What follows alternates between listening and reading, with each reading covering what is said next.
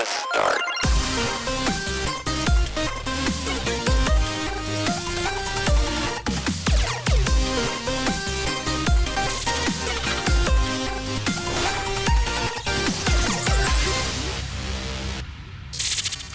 All right.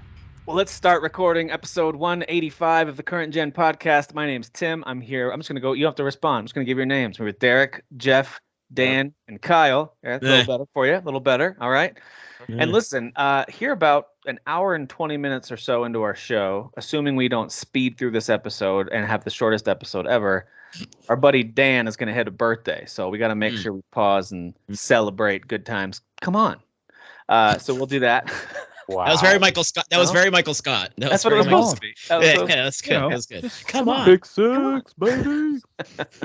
So we've got some new games to talk about. Way to be present, Derek. Way to be present. Early access to some new games. Deion Sanders' son just picked it off and took it to the house. Okay. Pretty impressive. Oh, for God's sakes. Dude, his whole both of his kids are just superstars on that team. Wait, they're playing professional football, like his son's they're playing on Colorado. And no, it's fake. College. It's fake football that nobody should care about. That's over 30. It's they're playing up in Boulder against Colorado State. Wow. Yeah. Wow. I have my opinions about college ball. Let's just say that. You do indeed. All right, let's talk games. Let's not talk games. college ball. Hey, before we get into the new stuff though, and we got Nintendo Direct to cover, Sony State of Play to cover, other news that has come out this week. But I want to start off. We're just going to keep it super positive, or as we like to say around here, keeping it P, and talk about some comfort food we got games. lots of P's tonight. So tell me, Some even lies. Some even lies Yeah. pertaining to P. Tell me a couple of games that you turn to when you're just kind of like, I want to play a game. I don't really feel like advancing a story. I just want to play something. What's your comfort food you can just go to and play for an hour or two or more, and that's just your game you can revert back to? What is that for you? Anybody? Throw it out there. What's your comfort food? You know this, like, obviously I've said it 100 times on our podcast. It used to full time be Rocket League. Like it was more than a comfort food. I was gorging on it all the time. That game's over 8 years old, so it's been a while. Yeah, I stopped playing like a year ago. So, but I played it for 7 years straight, like every day. I didn't miss a day. Yeah. Even though they don't reward you for that, by the way. But now it's like I focus so much on like new releases and being relevant on the podcast. I don't really have comfort food. I don't know if you guys do, but I don't. I'll go back to games sometimes and I'll do replays, but I don't have like where I'm like, I'm tired. I don't want to think. I'll just go back to my go-to. I don't have that anymore. I miss it. Not even like something solitaire on your phone or like nothing? I was trying to make Disney that whatever it was, Dreamlight the Valley? cart game. The cart game. I was trying to make that my new Rocket League. Yeah. I got burnt out of that after like about a month. I was like, no. Dan, what do you go back to playing when you're just kind of like, I just need to play something that I know I already love. I'm just going to dive back into this. Maybe it's connected to streaming, but maybe not. I don't know. It was the same as Derek. It was Rocket League for a while, but actually lately it's been Fortnite when I hopped back in. I've mentioned periodically here and there. That I do play that. So, and then like more recently, Dead Cells like has been kind of popping up in there because it came out on PlayStation Plus extra super mega ultra whatever tier. $160 tier. Yeah, the $3,000 tier. Yes, yeah, per day. Thank you, Jimmy. Thanks, Jimmy. Get a third job. But yeah, but usually like, yeah, I'm kind of same with Derek. Like I pretty much just play the games that I play back to back, unless it's like a beefy game. Then I'm like, oh, let me do like a palate cleanser, and that's when I'll tend to like play more of like the Fortnite, like a little bit more, just because it's quick matches. So yeah. What about you, Kyle? What's a game that you would revert back to? It doesn't mean you played it recently, but it is a comfort food game for you. It will become a comfort food game again, but the Metal Gear Solid trilogy, I guess, for now.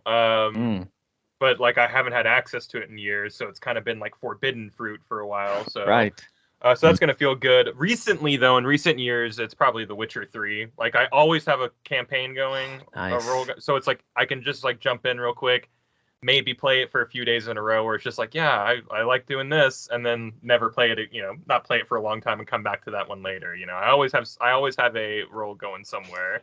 or it's the Steam probably, Deck. Or I should probably console. say The Last of Us just because I've beat it like 7 times and I have a playthrough. The first one? Yeah. Yeah, and I have a playthrough on PC right now. That would be my. I love that answer, but I also find it so funny that like, Last of Us is so comfortable. I'm so comfortable with all this. Like a warm I've blanket. actually gotten so like not good like I'm an amazing really player, nice but I've got resonance of Zen. You know, like while I'm nothing choking some dude phases out. me now. Yeah. Yeah, it's so easy now. So Last of Us But made Metal Gear Solid's the same way though. Like that game is like really like heady and like big. Like there's nothing comforting about that. But it's just because I've played it so many times. Like it's like a nostalgic comfort, you know? Yeah, well, and it's like I think I was saying in the group, I was like I could close my eyes and play that game. So it's like I can literally just shut off and play those games, just to have something.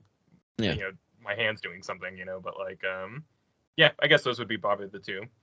What about you, Jeff? Anything that you go back to playing? I don't really game that much. I don't know why I'm here.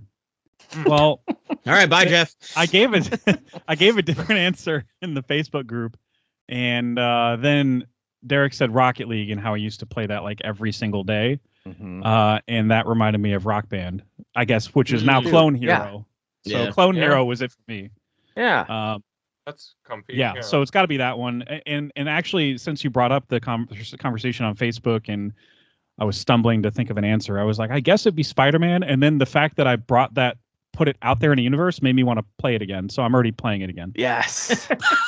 Yeah. Like I just can't stop playing this game. You should definitely go play a game you've already beat, like right now. There's nothing out. It makes no sense. To play. It's Spidey. Hey, comfy doesn't need to make sense. Comfy is comfy. Yeah, it's not Jeff's fault that it's one of the best games. It's not his fault. Yeah. It's true. I will say, how dare you go play that 10 out of 10 game? Yeah, how dare I you? would say turn my brain off, like more casual experience. Sure. Again, in the vein of like kind of how Kyle does it. I know it's different with The Witcher, but as far as like dabble in it, go away, but I always leave it install. I would say the Forza Horizon games, in particular 4. I always go back to 4. Is your big one. Yeah, I love 4, so Those are I always easy keep games that just downloaded. flip on and play. 5 is way better. 4 is way better. You know. because it's in English and Mexico. To me, it's semantical. I love them both, I so cannot I'm just making stand jokes. Mexicans. So. I know. Oh, that's what it is. I knew it. There it is. Right. We had some good answers in the group too. I think our buddy Nate Bacon, for him, Starfield is that game now. Like even though it's new, so it's not necessarily fitting what I would think of as comfort. I can see what he's saying though, because he's maybe he's thinking about Skyrim or Fallout and those. He lives in Bethesda games. Yeah, absolutely. so like this is going to be a future, comfort game for him. I could see like, hey, within the first week or two of this being out, it's already become my comfort food game. Like it's the thing that I just want to. I don't even need to beat the game. I just want to live in this world, like you did. Skyrim is a game that another one that I kind of always play, so it's another comfort game. So I can see this, just like Nate, being a comfort game for me too down the road. Yeah. I was thinking something more often, like kind of in rotation, like again in between stuff. But yeah, things like Skyrim or of course Final Fantasy, but that's Siren Call. I always come back, Yeah. Yep. I think a lot of times sports games and multiplayer shooters like Call of Duties. I saw a couple. I think Jake put in here Madden. I could totally see that, or even a golf game like PGA or something like that. Those games, and Tony Hawk. Tyler put in Tony Hawk. That makes sense as a game like this, where you can just kind of get into that arcade loop or the sim loop, depending on what it is you're playing. For me, Valheim is a big one for the last 2.5 years. Sure, it's just if I go in there and I hear that little trumpet as I get in my boat and start sailing, I'm just like, yeah, dude. Yeah. Like it just works. It just works for me. I think even though it's a stressful game for many, and I get it, but for me, a game like Elden Ring that I've gotten so comfortable with, and I've spent about 300 hours in total across 2 platforms. I love that game so much. So for me, it's kind of that. Like, let me try this new build. Let me try this new. So like, I think for me, it's about familiarity with a game and a world. And if you're familiar with it, open world games are good for that type of stuff because you can just like explore. Yeah. And even if you've beaten it or you leave or whatever, it's always like nice to come back and explore. Right. So I'll jump into GTA 5 just to drive around sometimes. So dude, GTA 5 is a good one, a really good one. Not in a way that like Red Dead 2. I don't even the first one. I never thought of them that way because it's more like all right, I got to sink myself into the chair and pay attention. Right. And kind of that's how I feel about the game. If I start Red Dead 2, I'd have like, to see it through all the way to the end. But GTA, I can just jump in, listen to a song, wake up in a dumpster. Yeah, that doesn't matter. Shoot a bunch of people and then turn it off and just leave happy. Yeah, and it's like riding a bike. You never forget how to play that game. And Spider-Man is becoming that for me too, because in this new playthrough, and I haven't played it since I think I beat it earlier this year. Whenever it came out on PC, that's when I last beat it. So it's been a few months, and the fact I picked it up and turned off tutorials, and I've just been winging it. And dude, I have not lost a step. Honestly, just getting on Spider-Man and spending 10 minutes just web zipping around the city. Oh yeah. That's all you need to do. That's cozy. And this PS5 playthrough, I'm pretty sure I've beaten it on this OLED TV, but I don't remember it looking this good. 120 hertz, 60 FPS, but it's ray tracing enabled, and I'm just ray tracing. This looks so much better than it's fake tracing. It looks so much better than my. I love the trigger fab. Ray faking. Whenever he posts about ray tracing, I'm like, yep, fake tracing. It's not real, bro. I still have to respect PS5 for looking better, at least on that TV, than my mid-tier 4K capable gaming PC does. Maybe it's my monitor too, but it's definitely more impressive to my dumb eyes. Well, the OLED screens, they add depth, so there's so much contrast that they can make. Again, console games can make them look just as good as, like you said, the Switch. I would OLED say your better. Your PC is definitely better than the console. So I was shocked when I got the Switch OLED. I was like, oh, okay, this is this is real. Yeah, it was the same thing when I saw it on the Vita. When I saw the OLED on the Vita for the first time, I'm like, there's something that makes this really special. It looks great. It looks super sharp, super clean. It's great. Yeah, that was back when I didn't know what OLED was. So when I bought a Vita and I was looking at it, I was like, this looks so good, but I didn't know back then. I wasn't it's because of this. I didn't understand screens back then. Hashtag give us so Vita naive, 2. So young. Give us Vita 2, you cowards. Oh, you're getting a PlayStation Portable, guys. I hear you, but how about a remote play, whatever the hell that is? PlayStation Portal. Tell me more about this Portal. Without the OLED, it's just what is it? LED by the way, or LCD? You're not alone, Jeff. Sasan also agrees. Games like Spider-Man, and for him, Pyre, Dark Souls, those are his comfort food. Rob Rinaldi says Gears of War. I can see Gears of War. If you played those games from the 360 generation on, I could see Gears of War being a franchise you want to jump back into. Did people say Halo? I'm surprised Halo didn't. Yeah, I would put Halo. Gaston shooter, I would he put said that Crash, up there as Crash Bandicoot for Gaston, of course. Oh, but he wow, also said he said for multiplayer he loves Battlefield and Halo, so he mentioned that. Halo. Makes sense. I retreat back to Battlefield quite often, whatever the most recent one is. Yeah, Halo makes sense though. That's a good friendly game. I think so. And you never that's another one like GTA where you're like, I don't remember how to play this. You remember. You remember. The second that controller enters your hands, you're like, yep. So this actually last night I was playing. We were watching some documentary. My wife wanted to watch. So I was kind of half watching it, half playing old games on the Switch online service. I was just firing up old Nintendo. Oh, that's fun. Played some Sight Bike. I played some Punch Out, and I was like, dude, I love Punch Out. That game still feels good to play. It's just got a good vibe to it. So I really like Punch Out. Made it all the way to the second time you face off against the Piston Honda guy, and he beat me pretty. I was like, I forgot. What a name! Much tougher. Piston Honda. I think it's Piston Honda. I think that's. Anyway, Honda. He's much harder the second time you fight him. So anyway, that game was a lot of fun. So I sometimes just going back to old Nintendo arcade style. You have limited number of lives type of game and just playing that. Those are also fun. And TMNT, Mario Kart, TMNT, Turtles in Time. Yeah. Ninja Turtles for sure. Yep. Mm-hmm. All right. Yeah. Well, speaking of another genre of games I think a lot of people think of as good comfort food, you can go back and play it. There's a great loop to it. It's fighting games. We have a huge new entry in the fighting game genre. It dropped this week. If you got the early access, I guess it's deluxe edition or whatever it's called, some kind of special edition. $100 yeah. The game actually releases this coming week. So for most folks, they'll be playing Mortal Kombat 1 this coming week, but a few of you coming with a K. That's right. Everything's with a K. And as you hear us use any kind of k sound, it's a K, obviously, for this whole episode. K. Well, okay. All right. So CCC? I think Derek just likes to get all four of us going. Okay. All right. Okay, move on. Okay. Move on. Where's the delete button on this guy? Let's talk about Mortal Kombat first. I think this is kind of the most notable release by a pretty large margin. So let's talk about what do you guys think so far? I think Derek and Kyle, did you guys actually finish story mode already on this thing? Oh yeah. Okay, Nice, so nice. we won't spoil anything. We won't spoil the story for anybody who's listening. But what do you guys think overall? Visuals, gameplay, story. How's it striking you? No pun intended. I'll let Kyle start.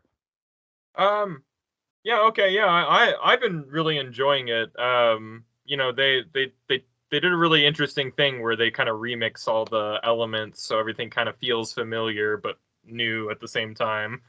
And I think they really nailed the execution of the story. It's silly, the story's silly, but it always is. Yeah. It's the point is to not be blown away by like Shakespearean, storytelling. It's just it's just people fighting each other, man. And I enjoyed it, and I mean the graphics are pretty out of this world. It's a good looking fighter. It took me a second to get back in the seat, if you will, for whatever reason it always does. Like Mortal Kombat is not a game that I just pick back up immediately. There's a lot of me like not doing great combos at the very beginning and stuff like that, but suddenly I start kind of getting a little more comfortable behind the wheel. And I think the story's been a lot of fun. It took me like 7, maybe 8 hours to go through the whole story. Was it that long? I thought it was shorter, but maybe it could have been 6. I don't know. Yeah, I think How Long to Beat was saying about 8. But I cruised through it, and I turned that on easy. These games are hard, when you're fighting these computers. So, and they're cheap. They were still cheap. I still lost a bunch on easy. Like they would get me in a corner and just do the same throw over and over again. I'm like, this is ridiculous. That's the problems I have with these games and Injustice too. Is like, it's on easy and I'm getting owned. What the hell's going on? Yeah. But yeah, no, it's fun, and I'm really enjoying the invasion mode too, which is a little more. Like your silly fights, so it's like, hey, I'm going to fight this guy and he's on fire. So I better have like a fire resistant tailspin or I'm going to get like burned pretty good. So yeah, there's some cool stuff going on with that, which I really enjoy. And there's classic. So what, you actually have things to equip, like gear? Yeah. It's like talismans and a couple other like types of relics and stuff like that you can equip. Whether you use a character in tower mode or invasion mode, like that character's leveling up, and then you also have like a player level up, like counter and everything like that. So like you're always like filling up bars in this game in some way. And that invasion mode looks robust. Like this looks like there were a lot of boards. The boards are really, really long. And then the boards change out like every 45 days too. They're fully voice acted. There's a little story. It's not great. Don't be like, I love the story in Invasion. No, it's silly, like the stupid stuff. Like the very first board is you walking around Johnny's mansion. He's like taking you for a tour or whatever. It's super silly. But I'm really enjoying it. It's a good time. I can see myself definitely checking it out. You can really tell, and this is not like a spoiler or anything like that, but like they did this with the last game. Like we're gonna get an expansion with another story. You know what I mean? Like that's definitely gonna happen at some point. So that'll be interesting to kind of see. But main story, you liked the main storyline? It was fun. Yeah, it was fun. It was good enough, and it got characters in front of each other that you wanted to see beat each other up, and there's some melodrama there, and they try and weave an interesting enough story, which I thought was good enough, And Megan Fox crushed it. You were saying she crushed it. Yeah. She's so I just got to the part where she like, oh my god, dude. She's like, bad, dude. I'm not like, I wasn't being like dumb. I don't even have like a rage thing against Megan Fox. Like she doesn't bother me at all that she exists. But like, boy, she's awful in this. So yeah. Hey, I'm going to put this out there. I think she's a good actress in general, but go ahead. Sure. I think you're right about that. I can say this. I can say in her movies, she's not this bad. This is bad. Yeah, she was reading. This is phoned in she's more just than reading usual. her lines. Yeah, like she's so literally reading.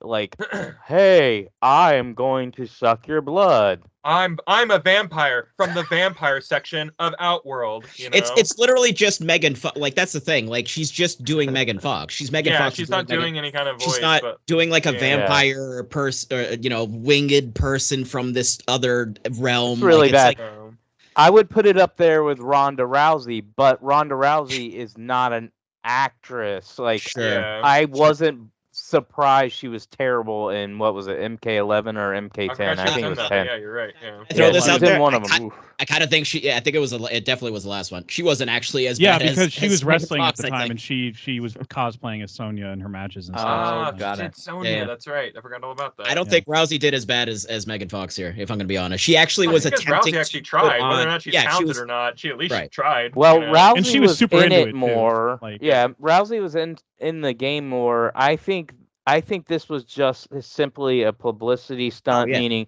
let's have her read 3 lines because she barely had any lines, and then they did an advertisement with her. Like, that's when she did her best performance because she's like, "Yeah, I'm in the game." She sounded better when she was just talking. I saw the numbers on the check. I'm in the game, guys. I'm in the game, guys.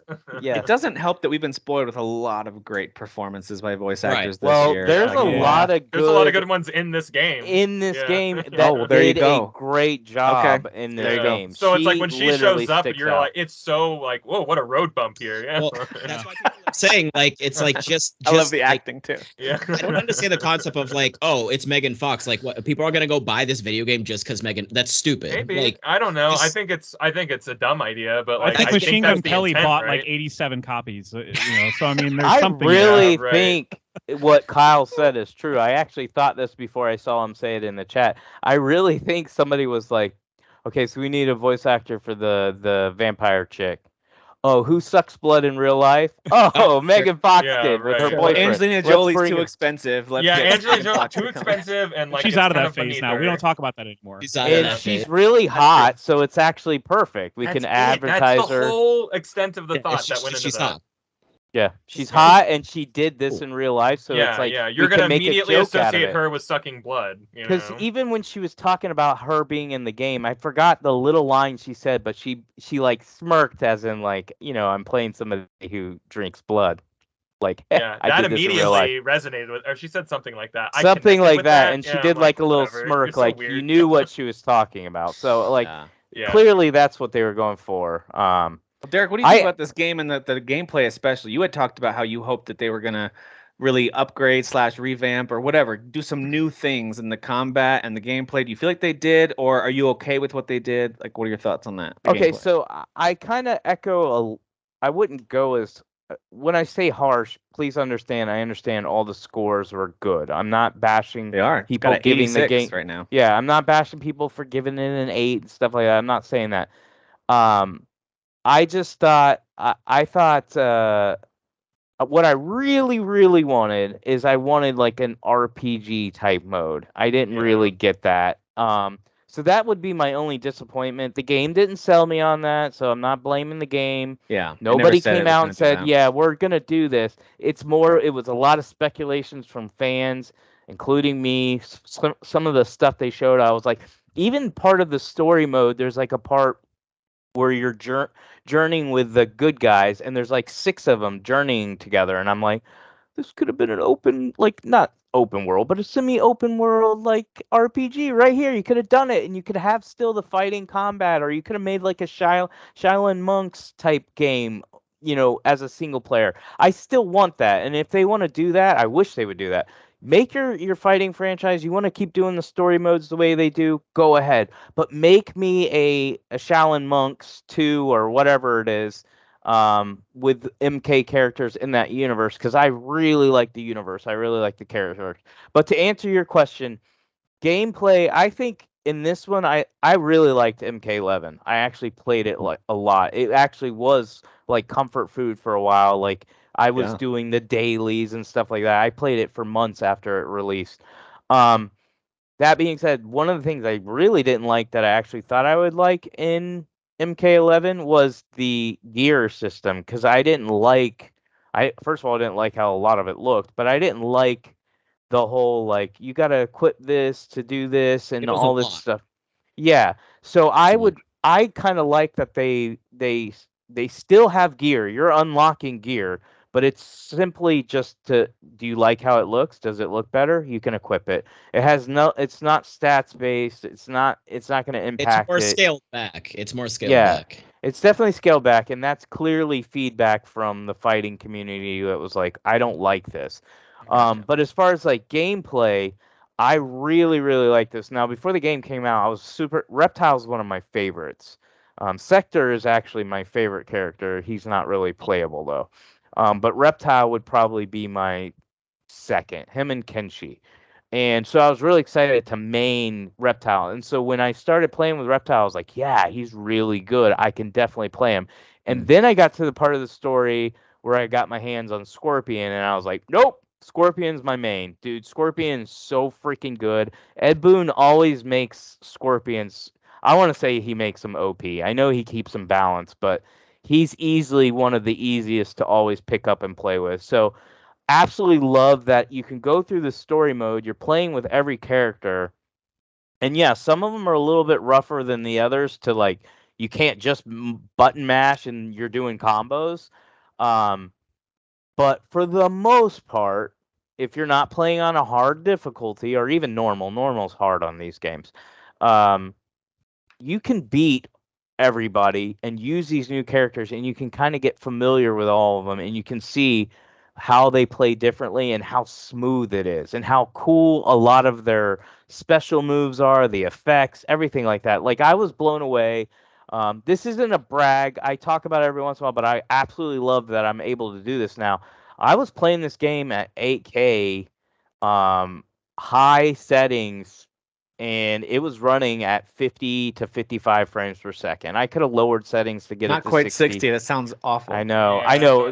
Digital found the funny thing is if you do a benchmark, they'll tell you what your frames per second are. Anything under 60, I think it's Sub-Zero or Scorpion will yell at you, incompetent or something like that. Really? They yell at you. They let you know That's you're funny. not. I like that. You're not at a high enough level. You're not at their standards because they want you to play at 60 frames per second. Sure. But anyways, my point is this game, dude, when it goes from the cutscenes, for me, it might be a little bit more similar on the PS5, but it really jumps. Like, the cutscenes look good, but when it jumps into 8K, like real-time gameplay, I was like, oh my God, this is one of the prettiest games. I'm not going to say it's the prettiest because I still think at 8K with all the bells and whistles, I think Miles Morales is one of the best looking games. Like, it looks absolutely stunning, like just when you're out in the open world. But yeah, the game looks amazing. The gameplay is super smooth. The characters are easily used. The story mode, I absolutely loved it. I will say the ending was a little bit of a disappointment. Again, I think it was also like Ed Boon's, like, he said something in an interview where he was like, the ending's gonna shock you, players love it, blah blah blah. And I got to it and I was like, what are you talking about? I was waiting for something more. You didn't give me more. Now I'm mad. But he's a hype man. Yeah, well, of course. Yeah. But it was still a really good story. I don't remember MK11 exactly. I do remember Aftermath, but I want to say I enjoyed MK11 as far as story more, and I thought Aftermath was totally awesome. But I also think it's because I like the villain, and I like the whole plot of what the villain was doing, especially when you get to Aftermath. When this game launches, it's the after effects of what happened in MK11, and you guys know the premise because everybody should know it by now. But Liu Kang starts his own universe. Liu Kang's not very interesting in this. He just talks, but he's way too nice. I'm like, it's like annoying nice. Like, he's just like, hey, good job. Like he almost keeps, like touching Garrus and be like, you're such a good guy and blah blah blah. And I'm like, this feels so weird. He's found his zen because he's literally been alive now for, I mean, millions of years, crafting this new universe. Yeah, he's this divine figure now, like. So it makes sense, but I see what you're saying. Yeah, I miss cool Liu Kang for sure. Sure. Yeah. I think he looks cool. He looks cool. Oh, yeah. This is the coolest he's ever looked. Yeah, easily the coolest he's ever looked. And also, he's another one. He's not gonna be my main. I still think Sub-Zero is the most fun, but he was actually probably my second favorite to use, because he has like this one. You can, and that's the other thing I was gonna say. That's pretty cool. As you're playing, you find a character you like. You can start mentally, and this is how at least I play it. You can start piecing together. Like, once you start doing moves, you're like, wait, what if I did this and then go into that, and you start creating your own combos. And I started doing that, and that's when it became the most satisfying combat wise, was when because I wasn't watching videos, I wasn't watching to be like, hey, how do I use this guy? I was just playing it. So when I was able to connect moves and create like 8-hit combos, which for Mortal Kombat's a decent combo, it felt good. So yeah, the game is really, really good. Story mode's good. I'm excited about any expansion they do. This is easily my favorite fighting franchise, and all of gaming. It's one of my favorite franchises. So they can never disappoint me unless they. All right, maybe if they I was gonna say those like are famous last words, man. I don't know. If they do another the 3D DC games game, bad, so yeah. No, they're gonna put out a free-to-play Mortal Kombat and just update that forever and never make a new one. Yeah. A live as a service game. Mortal Kombat versus DC, where the fatalities are like, oh my god. Yeah. They weren't. Yeah, there were no they fatalities. Pet each other too hard. Yeah. Now, Dan, I know you went and got this game as well. What are your thoughts? Do you echo what these guys are saying? Any additional thoughts on this game? Yeah, pretty much everything you guys said. Also, I just want to throw out there that I play on medium and I have no problem at all. So I just want to throw that. Pro gamer, everybody. Pro gamer. Yeah, all right. Gross. I actually played. Kyle and I actually play a lot of games. You only play. Yeah, how was game? Jedi Survivor, Dan? I play one. You only play one game a year. Is that a Star Trek game? Is that a Star Trek? We're busy. We got things to do. Is that the one with the little wizard boy? Right? Oh wait, Dan, show us the case. I know Derek got this too. Derek, Derek too. Yeah. We got Look at that. Case. It looks good, man. That looks. I bought a hoodie with that on there just because I love that. The main design, that very kind of white background with the dragon. The actual dragon itself, and like on the edges, how it has like the fire. But then you have like the blue. Nice you got the sky and the mountain. Like it's the best color palette they've ever had in any Mortal Kombat. Yeah. The backgrounds were phenomenal. Especially like the bright ones where they're like, where is it? Is it Adania or whatever? Some of those backgrounds were absolutely amazing. Didn't 11 have a very like yellow color palette? Wasn't it yellow and black and that kind of thing? Okay, just a different color. And so this just has a cleaner look to it. A lot of vibrancy. Yeah, I mean, pretty much everything that you guys said. I played a little bit yesterday on the stream, on my birthday stream. And I did online, jumped in with Sub-Zero. I did not do great. I need to practice with Sub-Zero because I haven't gotten to that part in the story yet. When I use Sub-Zero is my favorite, so Sub-Zero has always been my favorite. Followed by Smoke. I love Smoke. Smoke's really good in this game too. Is he? All right, that's good to hear. I like cool. That. Reptile is super sick. I just got to him. He's great. He's awesome, dude. He's so good too. Yeah. But like as far as the story, there's actually like I don't know. There's a lot of really good moments in the story. I think of like actually feeling for certain characters that you didn't before, and that's why I like this little twist on the whole thing of like sort of like a soft reboot.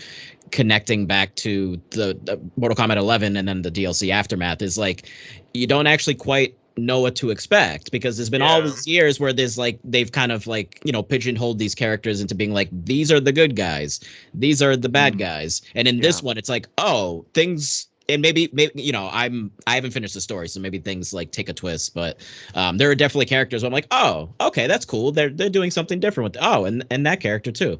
So I think that's really fun. I think they nailed kind of like the banter between all the characters too. So regardless of how like well written the overall story is or whatever, like you're really there just to see Johnny Cage interacting with Kenshi or Raiden hanging out with Kung Lao and stuff like that. Like, I was gonna say, there is always fun. I've never in any game ever liked Raiden, and this is the first time I was like, dude, I really like Raiden. Not only do I like him gameplay wise, I absolutely love his character. His voice actor is absolutely amazing. He nailed it. I don't know who it is, but I recognize him. I recognize a lot of them. I think I know Kenshi, Raiden, Sindel. Like, I bet you if I looked them up, I'd be like, I know you, because they just all sounded very familiar and they're really well done. I wonder if they're the same in the last one. I wonder if they use the same voice actors for the characters that were in the last one that are in this one. I don't know. I also like that and you guys probably noticed this too, they changed the look of a lot of the characters and made ones that should have been from the very beginning of Mortal Kombat's creation more Asian looking. They're like Raiden. They look and act and or sound. Raiden? Yes, they're now from there, and they look that, and I like that. I like that they're transitioning over to that, to being a little more realistic. Like, hey, these guys, this is where they live. They aren't white boys, you know. This is what they should look like. This is what they should sound like, because that's where they're from. Raiden always just looked like he was just like a white dude that was a god. I always thought he was a white god. Yes. Sure. Yeah. So, and then another character that pops up that is actually then when there's a physical appearance change that happens to him, and I was like, oh, okay, there it is. Like suddenly he looks like what I normally remember him looking like. So I thought that was really cool. But like he looked like someone from the Middle East, and I was like, oh, that's actually really interesting. I thought that's kind of like what they were keeping. You're talking about the Assassin's Creed character? Yeah, I like him. Yeah. He looks like he's from Assassin's Creed now. Sure, yeah. Maybe he is. Maybe he's attached to Mirage. I don't know. But yeah, I think it's really fun. The game's great. It looks fantastic. Yuri Lowenthal voiced Smoke. That is Spider-Man. Oh. That's Peter Parker. Spider-Man, Yeah. That's wild. That's cool. He doesn't Did it have sound a lot anything of like lines. him? Smoke doesn't talk a lot. I don't Smoke think I would doesn't have a huge part. Yeah. Well, they also have like a lot of them tend to have. Steve Blum as Baraka. He's got Steve Bloom is? Oh wow, that's crazy. Yeah. What was that? He's wearing his Steve COVID Bloom mask. as Baraka. It's COVID. Yeah. Oh. I don't know who that is. Who's like that doesn't ring a bell. Isn't that the Halo guy? Steve Master Bloom? Chief. I'm not sure.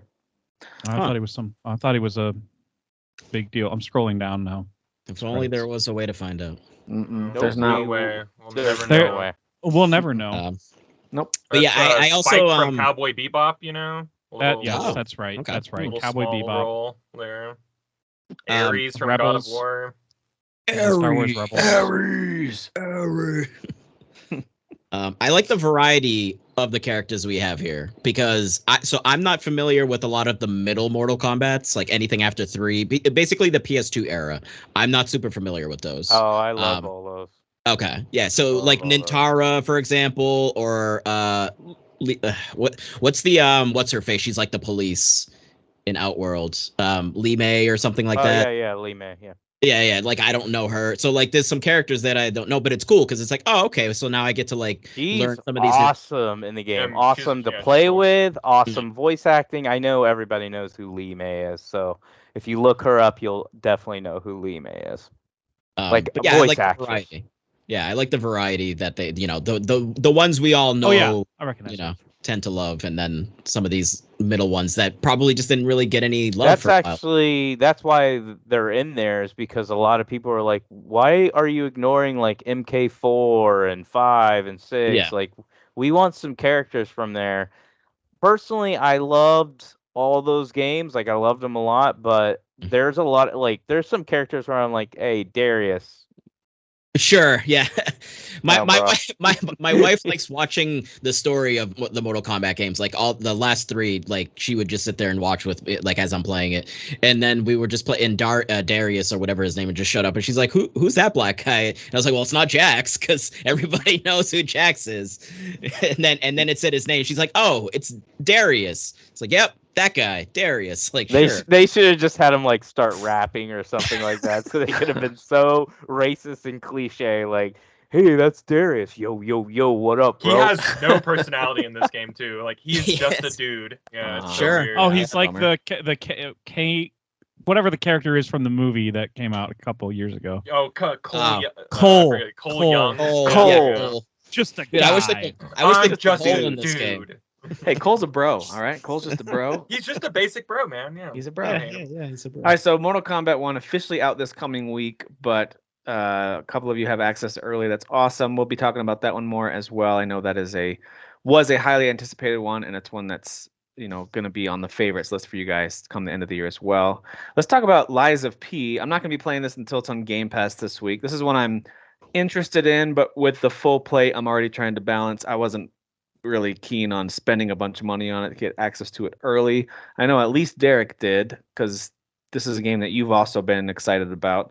What do you think so far? I mean, the reviews on this are pretty much saying hey, of all the Souls-like Dark Souls ripoffs that are out there, Bloodborne ripoffs that they're trying, like this is the one to try. That's kind of the vibe I'm getting. They're not saying it's as good as a FromSoft game. They're just saying this one gets closer than most of the attempts that are out there. So I beat a couple bosses now. I'm actually flying through this way faster than I did the demo. I really struggle with the demo, and I think it's because I picked a bad weapon / build. Okay. So I did a little research before I started playing this. I picked a better weapon. I have a better build for my character. I know what I'm doing as far as leveling up. It's awesome. It's really, really freaking awesome. And I even like some of the I criticize the dodging in the demo. A lot of the reviews criticize it as well. A lot of people playing it still have an issue with it. But I've accepted what the game is. They really, really want you to block heavy, and they want perfect guard is what they call it, where you're essentially blocking right when they're about ready to connect, and it's actually pretty cool. You'll hear it go boom, like it like lets you know. It's very satisfying. With like a nice satisfying sound effect. Plus, you can watch the enemy react in a way that it's like, all right, I got you, I stunned you. So I'm playing it the way I believe they want me to play it, and not playing it the way I wanted to play it when I looked at this game and went, this is Bloodborne, so let me play it like Bloodborne. And I'm not saying it doesn't play at all like Bloodborne. They're clearly trying to take some stuff from that, but they've also made it known when you play the game, if you try to play this strictly how you would play Bloodborne, you're probably not going to have a good time. It's not Lies of P, people. Lies of P. It's Lies of P. It's a really good game. One of the things I would say that shocked me when I watched a couple of reviews is how much it was getting complimented for having a great story. And that they don't hide the story from you. You don't have to read all the items, and you don't have to look and watch for YouTube videos to break it down. Listen, that's the biggest criticism of my favorite game last year, and I understand it, was Elden Ring had interesting story that they told in really weird ways. And this sounds like they've done a much better job of like, hey, here's a narrative in this cool setting, and we're going to tell it to you. We're not going to make you go find it. And I got to like that. I'm curious how it'll play out. I'm not far enough in to be like, yeah, the story's really good. Like, I don't know. I just have characters talking to me. But I'm more, what I really, really like is I'm absolutely in love with the world. The aesthetics of this game is so awesome. I know the main character looks like the guy from Dune or whatever. But I like him. You love that. I think that's Wonka. I mean, that's Wonka. You guys got to get it through your heads. That's Wonka. But I really like everything about this game so far. I'm sure I'll get frustrated and bitch about it. I actually, to be honest with you, I know I bought it, and you'd be like, well, you bought it, you obviously plan to play it. But I even said in one of my chats, I was like, look, I'm kind of over Souls games right now, especially with all the games we're playing. I don't have time. So, and this isn't to make an excuse. I only put games on easy if I am unwilling to invest time in them, and I just want to see the story through, right? So we caught some crap last week for talking easy mode. So yeah. I'm not responding to that. I wasn't here for that. Yeah, Kyle and Dan. I don't want to be associated with all that. Obviously, Dan and Kyle weren't here. They're the pro gamers. But go ahead. Right. True. But I only do that like if I have no desire to learn the systems, and I'm like, hey, just put it on easy and I'll play it, right? I get it. I just want to experience it. I don't want to be yelling at my TV and stuff like that. So my point in sharing that is because when I looked at this game coming out, I was like, look, I don't really because I'm really invested in Starfield right now. I still play Baldur's Gate. I have MK1. We know all the games. There's a lot of games. I hadn't noticed. So the thought of like investing in this type of game is not fun to me, but I gave it a shot, and I think playing the demo really helped me because I'm really, really enjoying this. That I even turned it off to watch Michigan, and the entire time I was watching Michigan, I was like, I don't really want to watch this game. I just want to play Lies of P. So I think it's got its hooks in me. So despite with all these releases coming out, I think it's that good. This is the point of me sharing this. It's that good that I'm willing, because you can't put this game on easy mode. You have to either get good or you can't play it. They're taking a page out of the FromSoft. Yeah. way of approaching things. So it's that good that I'm willing to go, all right, with all the stupid Souls games that are out there already, that, I thought some of them were pretty cool, but I gave up on them if they just didn't have the it factor. This game, to me, has the it factor. It's worthy of all the high praise it's getting. I'm not going to sit here and say it's exactly like Souls games. I personally have not played it yet the way I'm playing it right now and ran into any problems where I'm like, you're not doing this as good. But I'm not really a harsh critic when it comes to that. I only get mad if, like, for instance, when I was playing it and I was trying to play it like Bloodborne, I was like, this dodge is unacceptable. Yeah, because the Bloodborne dodge is awesome. And so I feel like this, and maybe I'm wrong, been a while since the demo came out. I feel like they tweaked it because I feel like I'm dodging way better now. That was the number one feedback I saw during the demo. Yeah, I can't imagine that was the final version, so to speak, right? Like it was obviously they could definitely tweak put that out there to get some feedback on it. I didn't hate the dodge, but it certainly wasn't great. Like I felt like, okay, I got to use this more limited than like playing Elden Ring or Bloodborne. The only two FromSoft games that I've finished that I was interested enough to like really push through and finish. Both of those I thought had excellent feel to them in the combat, and the dodging I really loved because the dodging it did what I expected. It feels fine. It's the biggest issue is boss fights. You cannot get away from like wide swings. So even if you know it's coming, you're like, I see it. I know what you're doing. Let me get out. You can't. You would have to hit dodge like a gazillion times, but by the time you get to your second dodge, he's already hitting you, and you're like, dude, why can't I get away? So do I have to stay back the whole time? But like, for instance, the first boss, when I fought him in the demo, I struggled with him because I now realize I was doing it wrong. The game doesn't want you to dodge. You can, but if you're dodging, you should only be dodging backwards or forward towards him. And he's the top him. Yeah. So he's a boss that you want to actually stay pretty close to him, and then you want to go for that perfect like guard. Yep. So that's how I fought him this time, and I beat him after like on my third try. I beat him. Whereas the demo, I think it took me like 20 times. I was so angry at that boss. Took me a bunch of times too, and I'm with you. Like I was like, oh, use the dodge to get, because the hitbox of his weapons for the most part, and maybe this isn't every boss, we're actually pretty far away from his body. So if you dodge towards him and start attacking him, his attack might miss you in a lot of cases. And then he swings wildly, so you can actually get around him and get a couple attacks, then back off if he turns red. So once I learned the systems, I was like, okay, this isn't that bad at all. The boss that's outside like the hotel building, or that one, or a different boss? He's the first he's like boss. the big he's like robot clown. Yeah. He's got the big cage on his back that he starts slamming on the ground. Oh, that one. Yeah, that only took me like a couple tries. So, yeah, we're pro gamer, Dan. We assume if it takes you more than one, I assume you're having trouble. Man. Yeah, no, I was sweating. After that first one, I was sweating. But I got it the second time. So to be fair, I beat it in 3 tries, so I'm happy with myself. That's good. Proud of you. But and then the second boss I beat on the first try.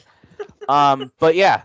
Really, really like this game. High quality, really good game. I definitely could see myself throwing. I've already like planned out watching Fighting Cowboys walk through, not to cheat, but just because I'm like, it's hitting that Bloodborne where I'm like, I just want to watch. I just want to live in this world. So we'll see. Let's see if it sticks to it. I want to see some guides too. Like, give me some guides on good weapons and setups, and if there's full on builds. I'm not sure if it has a lot of. There's a lot of stuff you can. I do want to get some guides going. You can buy. I bought like this electric weapon. It looks like kind of like electric. I don't know. It's an electric weapon, right? Okay. But you can, after you beat the second boss, you can actually change out the handles. So you can take a handle from another weapon and put it on the head of the other weapon. So there's a lot of like customization you can do that you can't do in Bloodborne. And I think there's more weapons too. And then you can obviously level them up. So I already leveled up one of my weapons +1, but I actually have material. I'm just trying to figure out what weapon I want to go with based off how I'm upgrading my character. I can actually upgrade to +2 right now. Nice. Yeah, this is one that I'm definitely going to be diving into this week when it hits Game Pass. I'm excited to try it out because I liked the demo quite a bit. Way better than Wolong, Sasans. Wolong is trash, dude. That guy texts me every day telling me how great Wolong is. It's trash. I played Wolong for at least 30 minutes a couple weeks ago, guys, and I said the same thing. Trash game. So, and I know that's a great review. Well, you played way more than 20 minutes. Like I think 20 minutes not enough. 30 though, you should get a feel for it. I looked at it on Game Pass. And let me tell you. Yeah. I didn't even bother downloading. Whoa, lame. Lame. I still remember back when Derek would just check out the menus for Zelda games that he didn't want to go back to play, and he'd be like, the menu wasn't good enough for me, so he wouldn't even bother playing. I still haven't gotten past Starfield yet. I just can't get past that menu. The frame rate on that menu is like, it's atrocious. The minimal colors? Come on. Gosh. You know what it tells me? They didn't care about that game. That's what it tells me. Sure. Yeah. That's what it tells me. All right, so a few other games I wanted to just call out that came out this week and then throw it to anyone who's played some of these. So Mythforce came out. It's a cool Saturday morning cartoon-looking game, but I do think it's primarily online. I don't know if it's all PvP. I know there's a PvE element to it. And at least on Steam, the user reviews aren't amazing. It's like in the 57% positive. So it doesn't look amazing. I mean, it doesn't look like the reviews are amazing, but I do think the art style's cool. So Mythforce is out. There we go. I got it. There it is. Mythforce. I don't know how to say this. Baten Kaitos into that's Baten Kaitos. So that's out, but it is $50. It's a little steep in my opinion for the games that are that old, but I do understand it's 2 full games and they're big RPGs. I get that, so maybe it's worth it. But I don't think any of us, at least not from our chat that I saw, got this to give. I'll definitely be getting it. I can't. I'll give it a whirl. When am I going to play it? It's that and like card based. Like I remember. I had the first one. I'm curious, but $50. Curious. Curious is a good word. Yeah. I thought it was good. Like I thought it was interesting. I remember like thinking that the world like seemed cool. The combat was like weird to me because I had not really played anything like that at that time. Yeah. Okay. Like eventually it clicked, and I was just like, "This is fine." I might be more receptive to it these days. If one of you gets on here and really sells me on it, I might be like, all right. I will definitely be buying it. I don't know when, but it's definitely I'm gonna own it for sure. Okay. The Crew Motofest, I think, did that actually arrive this week? Is that out? Yeah, you're right. Came out. Yeah, reviews are pretty good too, which is so weird to me, but whatever. All right. Well, I know a couple of you really do like racing games. Of so the reviews I watched, I was actually kind of like, do I want to play fun? this? Yeah, that actually looks fun. The reviews are pretty positive. Yeah, so I have it downloaded. I have it downloaded. I haven't played it yet, but I will play it. Wait, it's you bought it? No, it's free. It's free this weekend. Oh, just to try out Plus this or whatever. Mm-hmm. Okay. All right, let us know what you think about that one. Okay, a couple smaller games that I definitely want to make sure we highlight. I played the demo. I think Jeff did too for Gunbrella. Super fun little platforming game where you use of course, it's an umbrella that also shoots, hence Gunbrella. But that operates, at least at the beginning, it operates as your dash. You can dash up, down, left to right, that kind of thing. So that's mostly how it operates, although I think other abilities unlock over time. But what do you think of it so far, Jeff? I think it's pretty cool. It's pretty slick. Yeah, I immediately turned around and bought the game because it was, first I noticed it was $15. So I was like, okay, well, duh, I'm going to get it.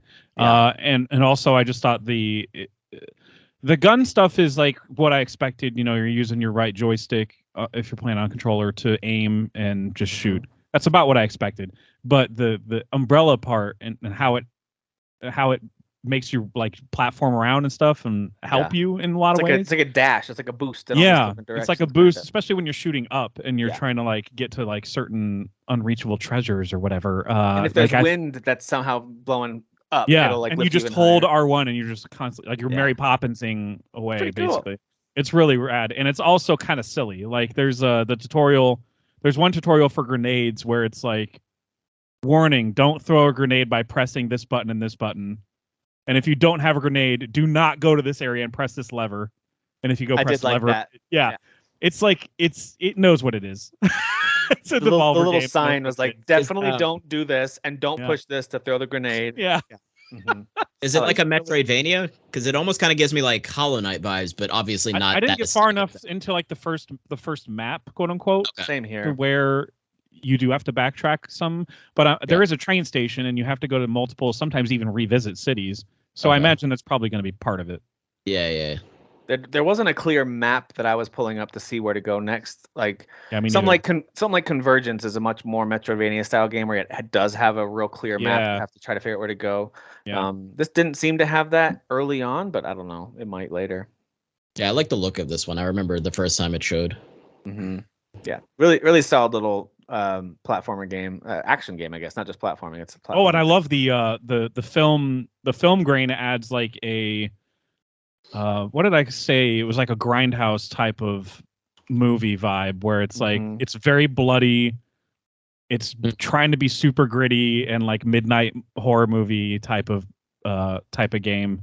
Yeah, I really love the enemy's that head still style. laid on the ground for a while after I blew him into pieces. I was like, yeah, that's not going away. Okay, yeah, kind of wild.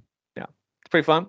Also, a game that we have talked about that just came out, Ugly, which I still think if you liked games like Braid, those kind of side-scrolling, really thoughtful puzzle games where they give you interesting abilities that now you have to use to navigate these areas and get from point A to point B. Ugly is one of those games. If you like stuff like Braid, I think you'd like Ugly. What do you think? Have you played it, Jeff, since the demo? No, the demo is still the only impression I have. But I did again. It was another game that was like, well, it's $15, so or 17, whatever it was, on a sale. So yeah, I'll get it. So this is a mirror-based one, right? Because this guy's ugly. So the whole concept, where you're looking spawning at your in the reflection to solve certain puzzles on different sides of the screen, basically. And, the poor guy's, of course, been bullied his whole life. So there's a whole concept of like self-worth and looking at yourself in the mirror, and his whole ability is to make a reflection of himself. So he's literally an ugly duckling. Like, I mean, he's a duck that does not look like a duck until you see like the first duck statue, and you're like, oh, he's supposed to be a duck. Oh, I get it. I get it. Because he has a weird nose. You're like, what's going on with his face? Why does he look so weird? Yeah. He's ugly. Yeah. Last one I'll highlight real quick before we move into because we got to go over the Nintendo Direct and State of Play here. Wandering Sword, which super cool demo that I played. I know we've all talked about, hey, we want to get this game. Yeah. I have seen that controller support is there, but it's not like natively there where you can just fire it up and the controller works. You have to go in and map some things, whether it's on the Steam Deck or on your PC. Yeah. That's kind of annoying. And maybe that's the kind of thing where by the way, they dev has, they put it up there. I wonder if it's the kind of thing that, like, if they port this to any console, I'm thinking Switch, but it could go anywhere. Yeah. That's the kind of thing that will be with a major update. Like, all right, controller support, Steam Deck, and it's coming to fill in the blank console. For some people, it was like some people were even reporting like the buttons just some of them would just stop working altogether. Like that's great. Yeah, I know. And so they basically just said in their last update and their update notes, they were just like, we know you're having this problem, but to try and, I guess, ease the pain, just disable these buttons and maybe it'll be before you launch the game and maybe it'll be better. Yeah.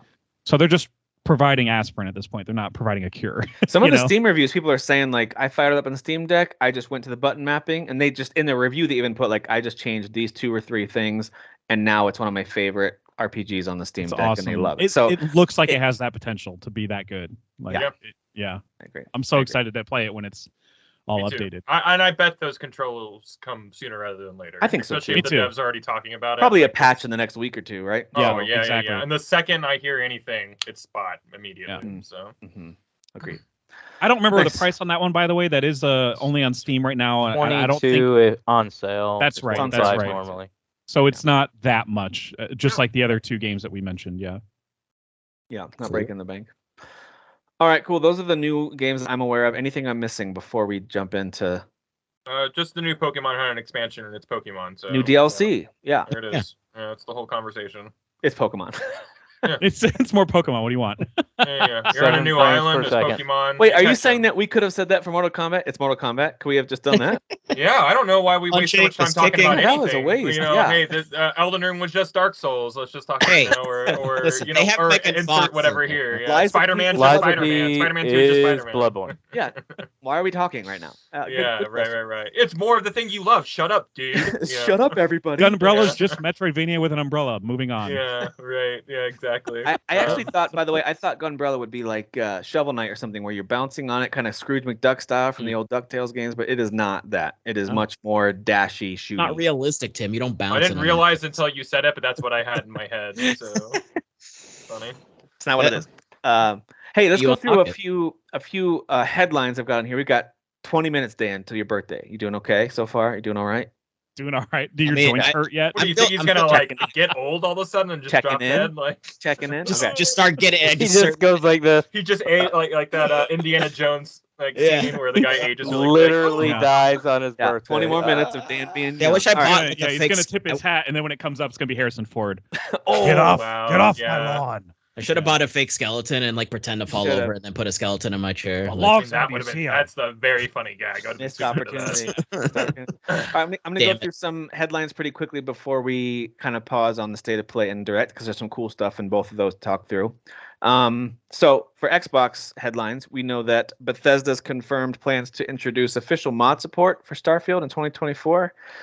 This is in addition to other updates they've promised, like DLSS for NVIDIA is near the top of their list. They want to add that in, which I think you can make an argument they should have at launch. I get it. I would have loved to have it too, but I'm glad that they've like, hey, we hear you and we're going to include this.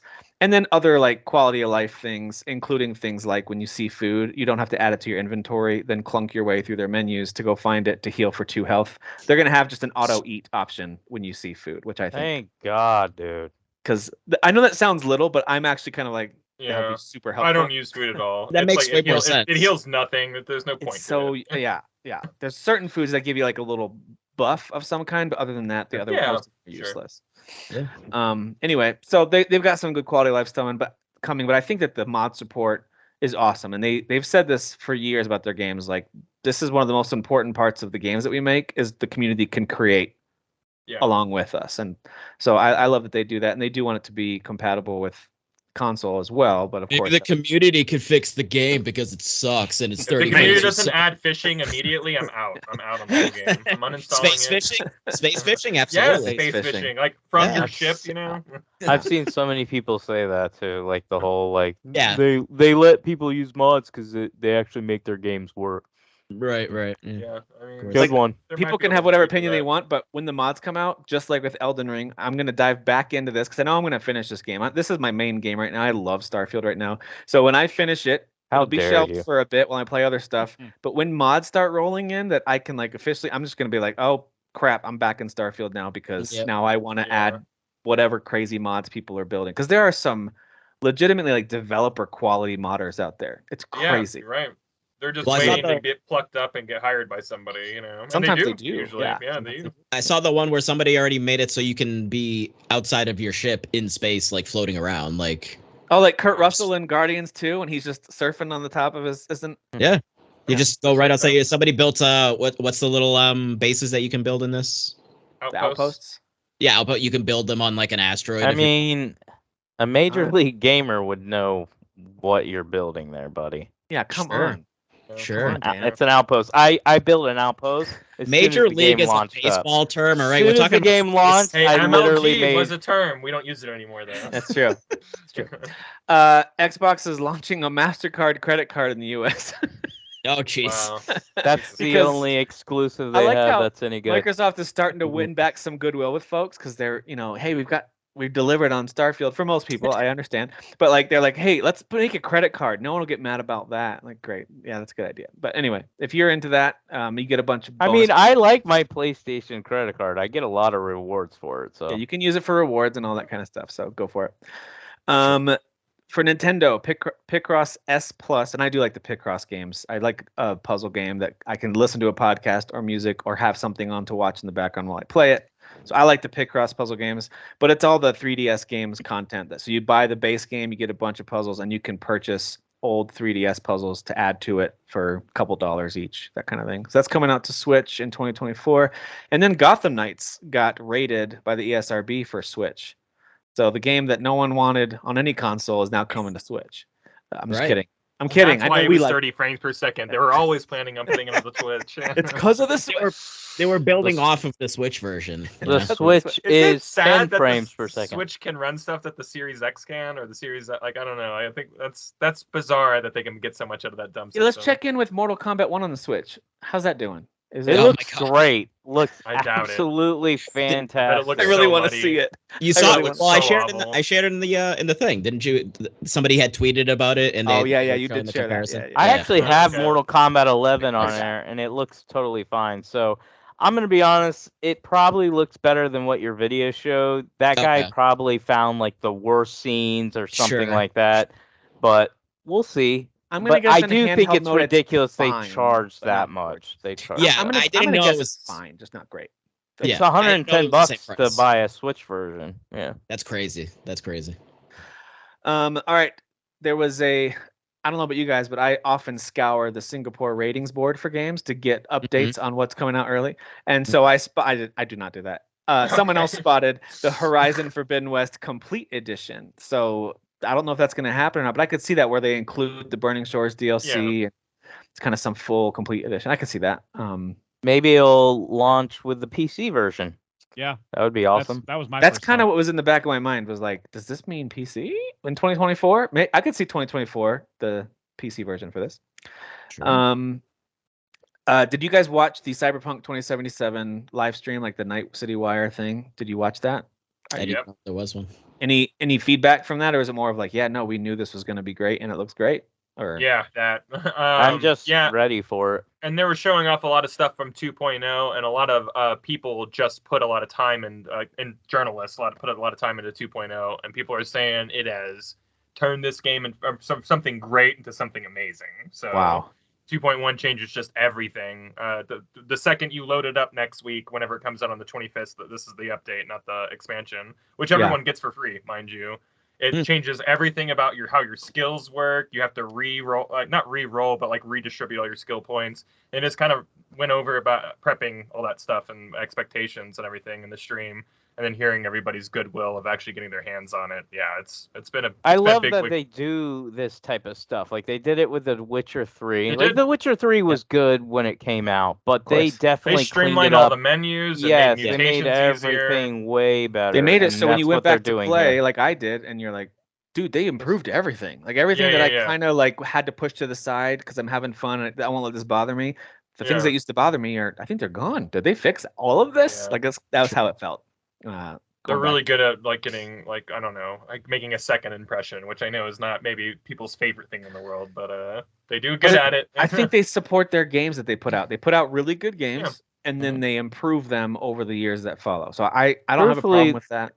They do what like a lot of people say they want all the other companies to do. Again, I understand we don't have to go over the issues that we had with people had with the launch of this game, but in general, the way they support these single player experiences and they don't like nickel and dime their gamers, and then when they do release something like an expansion or something, they charge, in my opinion, a reasonable price for what you're getting.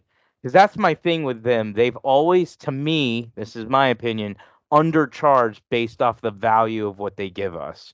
Yeah, compared to I would have paid $60 for Blood and Wine, and it was like 15 or 20. I don't know what they. That almost felt like one was like 20 or it's crazy. Yeah, because I think the season pass was 30, and you got two expansions in that. So that's crazy. And it was like 40 or 50 hours of gameplay. Like it was longer than most games. Like I'll totally pay full price for that, but they don't charge it. So.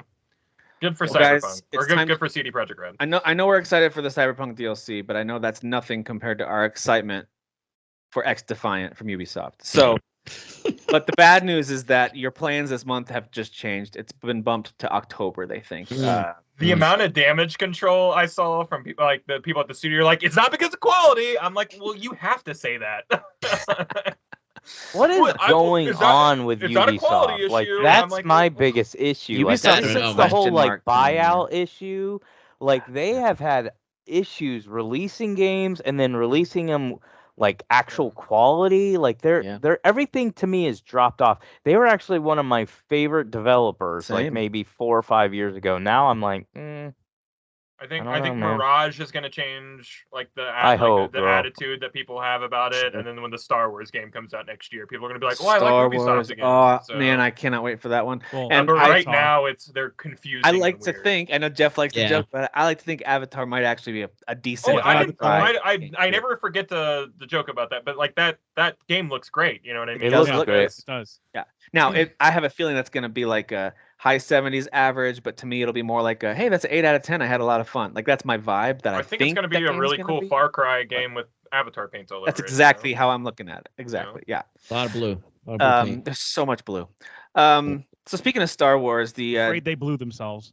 Star Wars Jedi game director from Respawn is leaving. So Stig, I don't know how to say his last name. Cancel those games. Cancel the third one. Cancel Asmussen.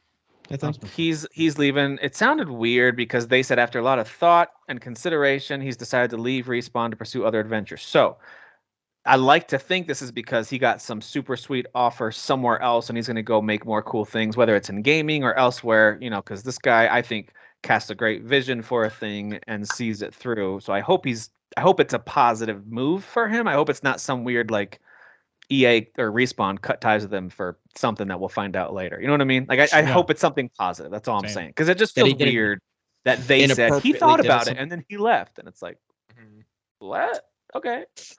Anyway, weird that they wouldn't keep him around, especially in the middle of like a very successful franchise. That he had already painted the picture for. Hey, a trilogy's coming, and here's what I'm thinking for the third one. So it's like, right. It's still his vision. Okay. So yeah, it's kind of weird that he's like, I don't want to do that anymore. Yeah, so hopefully that turns out well for him, and hopefully for those of us who are fans of the first two games, which we are. He worked at Santa Monica for a while. I mean, so it's just like, he is a guy who moves on. Yeah, he is a guy who moves on. I think he just moves on. He made the third one, the third God of War, which is actually my favorite. Yeah, it's my favorite. I love that one. So here's hoping that there's still a third Jedi game in this trilogy of Cal Kestis. I hope whoever moves in really want one. Yep. So anyway, we'll see what happens there. I can't imagine they'll just skip it. I think those games have been very successful. Nah, someone on creative from within will just take over. We'll move up to director. They'll be able to capture a semblance of what it was. Or they'll bring in Jade Raymond and she'll just be talked about but never do anything. Isn't that her? Yeah, thing? Right. Yeah, okay. Right. Sorry. She never did anything. Everything's already written and everything like that, so the third one will be fine. There's got to be an outline for it. They just need to make sure it releases okay. Yeah. Yeah. Netflix has an animated showcase airing on the 27th, and the only reason I bring it up is because it's going to feature a number of animated shows, including video game series-based shows, like their new Castlevania Nocturne show. The first 3 episodes, it says they're going to air during this presentation. Oh, cool. Arcane question mark? Possibly, but there's they didn't list all the shows they're going to feature. There's just a showcase. So I would love for them to showcase that. Yeah, I think but honestly, as much as I want more Arcane, it's like my favorite anime show I've seen, maybe ever. But I'm also kind of like, if you take 4 more years to get it right and make season 2 amazing, like, all right, dudes, do that. Yeah. Like, make it perfect. I'm all right with that too. All right, Square has lost about $2 billion in market value. Now, that was a great article cover. I want to defend Final Fantasy 16 for a sec, because the title says since Final Fantasy 16's release. We already covered the fact that they had really high hopes for it. It met their lower end expectations, just not their higher end.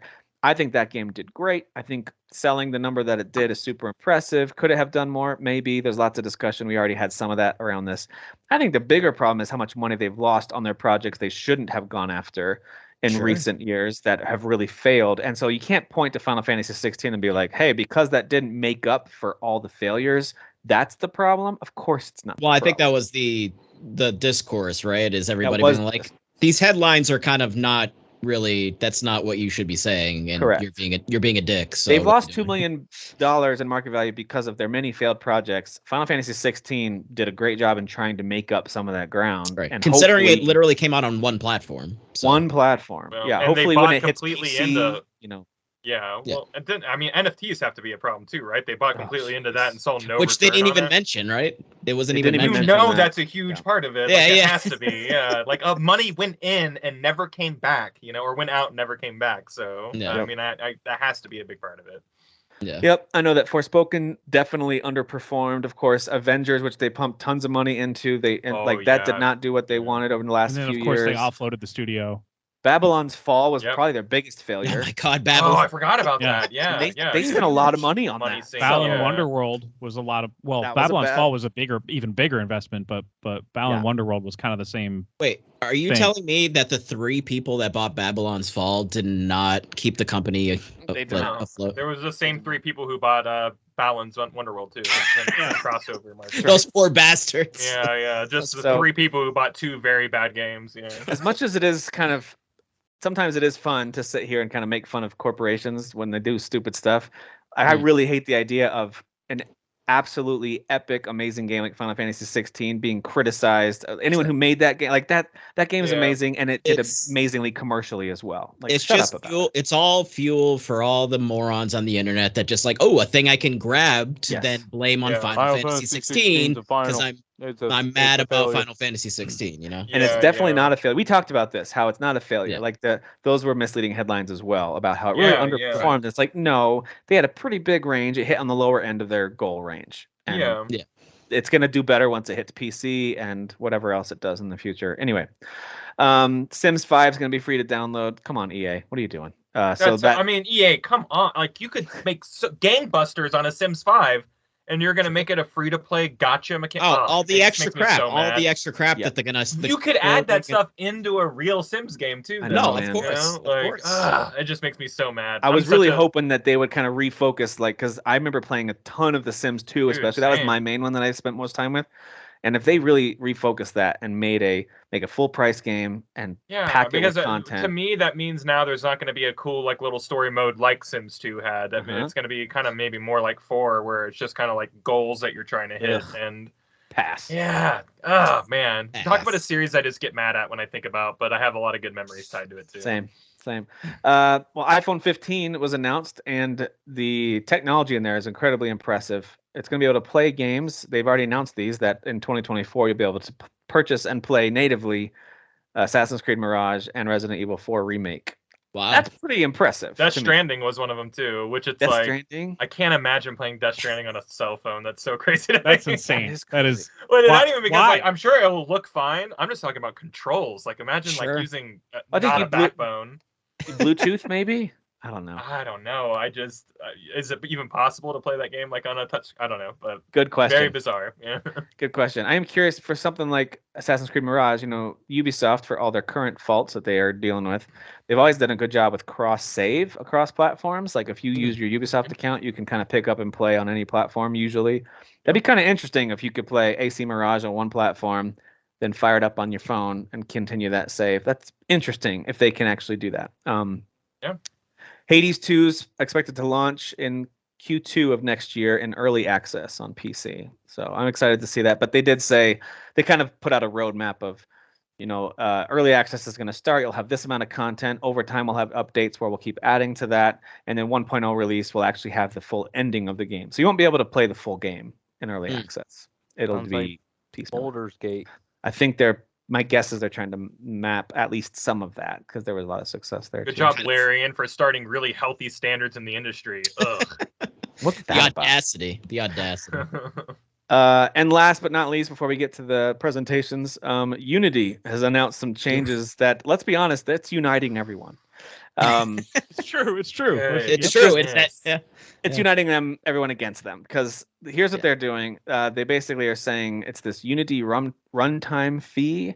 So games that meet a minimum revenue threshold and have passed a minimum lifetime install count, they're going to have a fee that are applied to those games. So those companies now have to pay Unity, or Unity gets a cut. I'm not sure exactly how it's going to work, but people aren't happy about it. Therein lies the problem: is nobody really understands how this is going to work. No.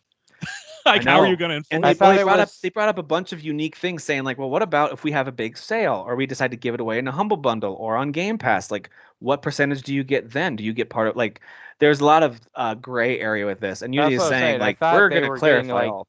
20% if it was purchased or something like that. Not if it's re-downloaded or anything like that, but if it's bought, like they get like it's a 20% cut. Is still that's a big fee. And I think they're also asking, or at least the last update I read from them was, they're also going to ask, like, the main distributing platforms for it too, meaning Sony, Microsoft, and Nintendo are also going to have to. They're just shooting themselves in the foot, like, over and over and over with this. Like, it's just insane. I mean, it opens up space for maybe another, huge engine provider to step into that space potentially. You know what I mean? Yeah, but like the indie, like, I have to applaud the indie games that are just straight up putting their foot down. Like Among Us is a huge one. They're like probably one of the more successful indie games that you could think of. And they're like, yeah, we're just going to switch platforms. And Cult of the Lamb is like, yeah, we're just going to delete our game until we can switch platforms. And like, these are big games. Like, It's such a mess, dude. That's crazy. Absolute mess. Hey, we interrupt this craziness to say happy birthday to Daniel Freitas. Happy birthday! Happy birthday! Yeah. God, I feel so old. Yeah, you are. Yeah, wait, your facial hair is turning white right now. Oh God. Dang. No, happy birthday, dude. I gotta do a Kevin Hart to you and ask you how old you are. Oh, god damn! Yeah, right. Yeah. And then say damn after it. And he's so mad. Yeah. I'm so sorry. Listen, I've been Don getting like Cheadle some gets so like upset that. at him. Yeah. It's such a great clip. Yeah. Damn. Hey, oh, that one. Yeah, okay, yeah, with Don Cheadle, yeah. I've been getting little random whites like over here though, like just kind of here on the side. We all know that's the worst. Distinguished. Random. Random white, random white, the worst. Got to delete all whites. That's Delete what you all the gotta whites. do. Jeez. All right, guys, let's God talk dang. about. Let's first go to the Thank Nintendo Direct, and then we'll close out with the Sony State of Play. 'Cause the Nintendo Direct aired on Thursday morning, the 14th. And if you haven't seen it on our YouTube channel, did reactions to each of these as they aired, so you can always go watch those. But I'll go through some of the major headlines and see what you guys thought. What'd you get excited about? To me, the first thing that jumped off the page was the Mario vs. Donkey Kong, February 16th. I am actually not positive. I guess I could look this up. I'm not positive if this is a remake of the Game Boy Advance one, or they're just continuing the series. It's just called Mario vs. Donkey Kong, I think. So I'm not positive, but I do like these games. I played them on the Game Boy back in the day. So I like these. To me, this looks like a lot of fun. Looks familiar though. I've seen it before. Yeah, looks fun. I'm into it. Yeah. We saw a trailer for the Prince of Persia: Lost Crown game again. That still looks like a fun platforming action game.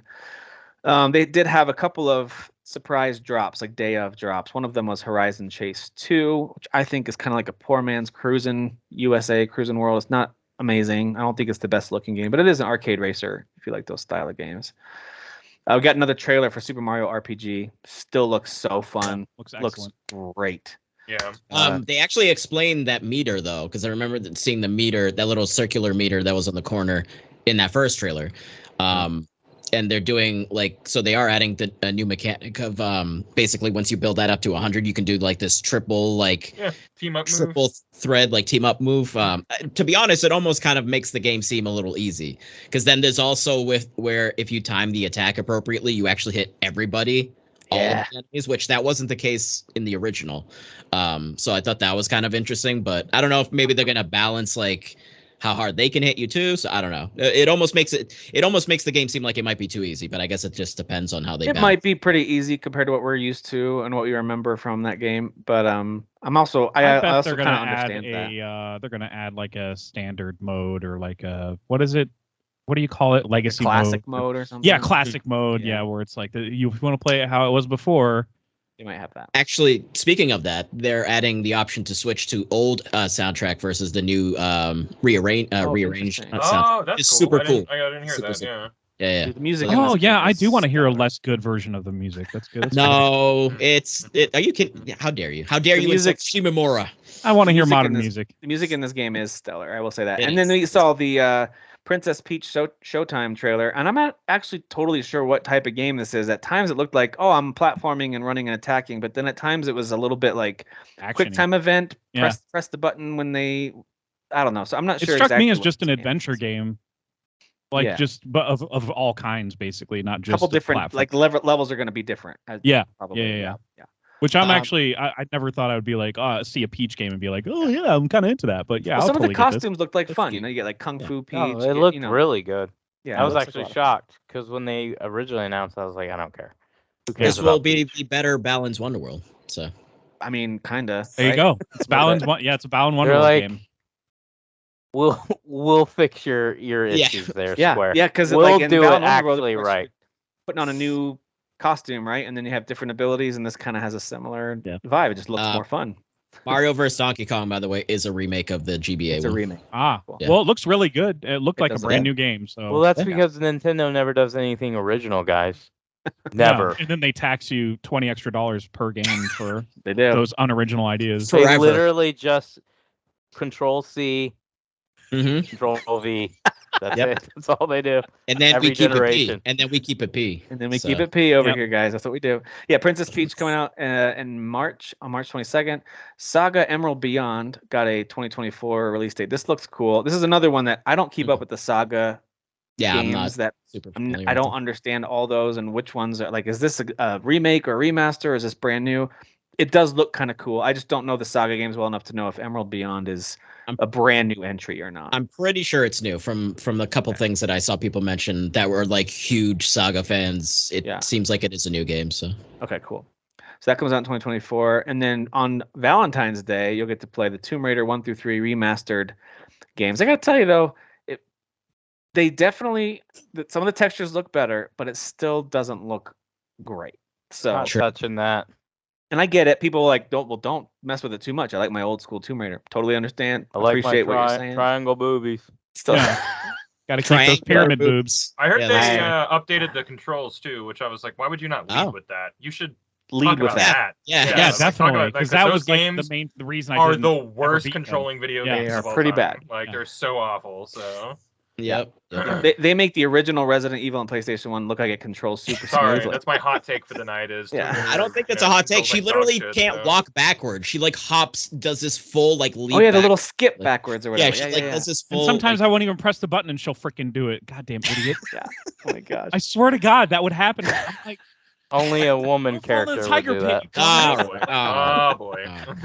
Jesus, you're on a goddamn roll tonight. Lies of D over we got another trailer for Detective Pikachu Returns. That's still October 6th. And then we had a shadow drop for Trombone Champ, which looks so stupid, but funny. It does look funny. It's very, very funny. It's but it's like a 5-minute play. Like it's like I got tipsy one night and played like 2 songs, and I was like just laughing uncontrollably the whole time because it just sounds like you going the whole time. It's so funny.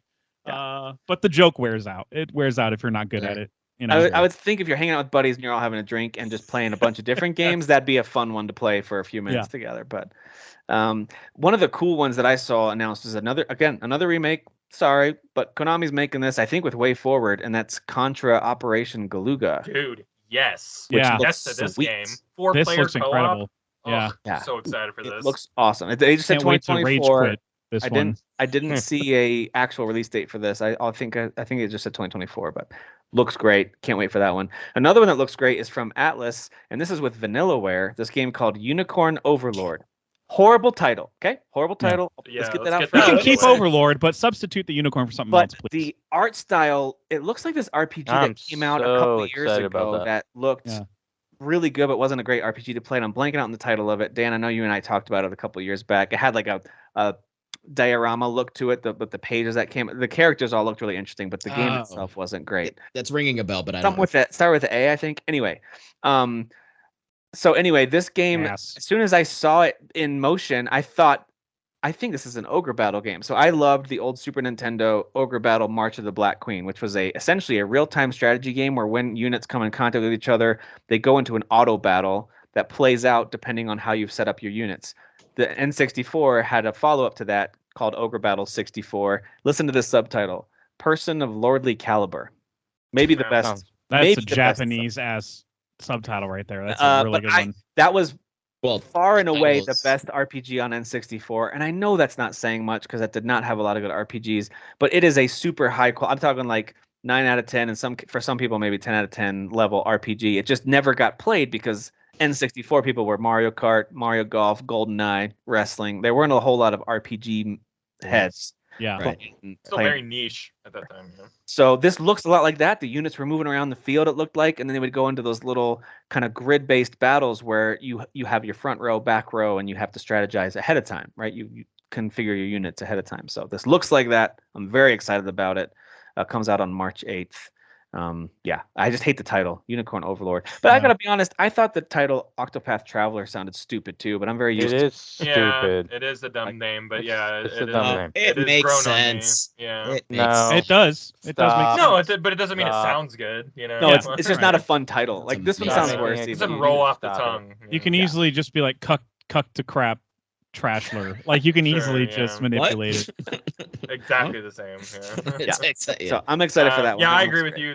This is one of the big standouts for me, and I'm a huge. This is the Vanillaware game, right? This is my Vanillaware. Yeah, this is Marimasa's Blade people. This is what was that fantasy one? There's a Dust one, Dust Elysian Tale. Did they do that one too? 13 Sentinels. 13 Sentinels. Yeah. I mean, they did that one too, but yeah, they did a really good something Crown. Dragon's Crown. Yeah, such a great game. Yeah. Yeah, the sorceress with the big old, Was that on Vita? That was the Vita game. It wasn't. It was on everything, but yeah, Vita is actually where I played it, Tim. Yeah. Yep. But yeah, very. That in fact, most of their games are on Vita. They did a lot of their games were on the handheld. Bring back Vita 2, cowards. Bring it back. PlayStation Portal. We have to bring it back. Bring it back. Luigi's Mansion 2 HD is going to hit in the summer. This looks like a lot of fun. I mean, it kind of looks like Control Z. Of the old Did they do an HD of 1 and I just forgot about it, or they just go right to 2? I don't think they ever did. I do not remember them doing an HD. Yeah. Well, they're just probably jumping to 2 because it was only on handheld, right? So now they kind of want it to have more accessible. It was only on DS. So 3 was my first time playing a Luigi's Mansion. Okay. So that obviously I was like, wow, this is great. Where are these games been my whole life? Okay, 3 is so much better than, because I played 2. I actually still own it on the 3DS. It's really fun. It's a great handheld game. I'm sure the HD version will be a blast, but I would just say don't expect it to be like 3 was just the best version of this. Yeah, but wasn't okay. But it's still good. 2's still good though. Was the second one you could only use like one stick to move though? Because of the DS limitations, yeah. Yeah, so maybe the HD is going to fix a lot of problems and also make it closer to 3 then. That might be why it's taken until next summer, right? Because they're probably reconfiguring some of those. Like, how do we use this other control stick? I don't know how to do this. Control C, Control V doesn't fix it. God damn it, guys! That's what they charge them another $20. My God. It costs $200. Is that what happened with Skyward Sword, the new the remaster? Yeah. We can't figure this out. Yeah, they couldn't, and you know what? And they didn't. By the way, I want what a Derek bummer of a game that game is to play. That's the Nintendo voice you need to bring back, Derek. Every time that we talk about Nintendo, you got to throw in some Nani. Yeah, it's racist. So a game that I downloaded. It's just what in Japanese. That's all it is. Okay. I downloaded and played right afterwards. I played it a little bit today too. Is F-Zero 99, which was another Shadow drop. Yeah, I downloaded that too.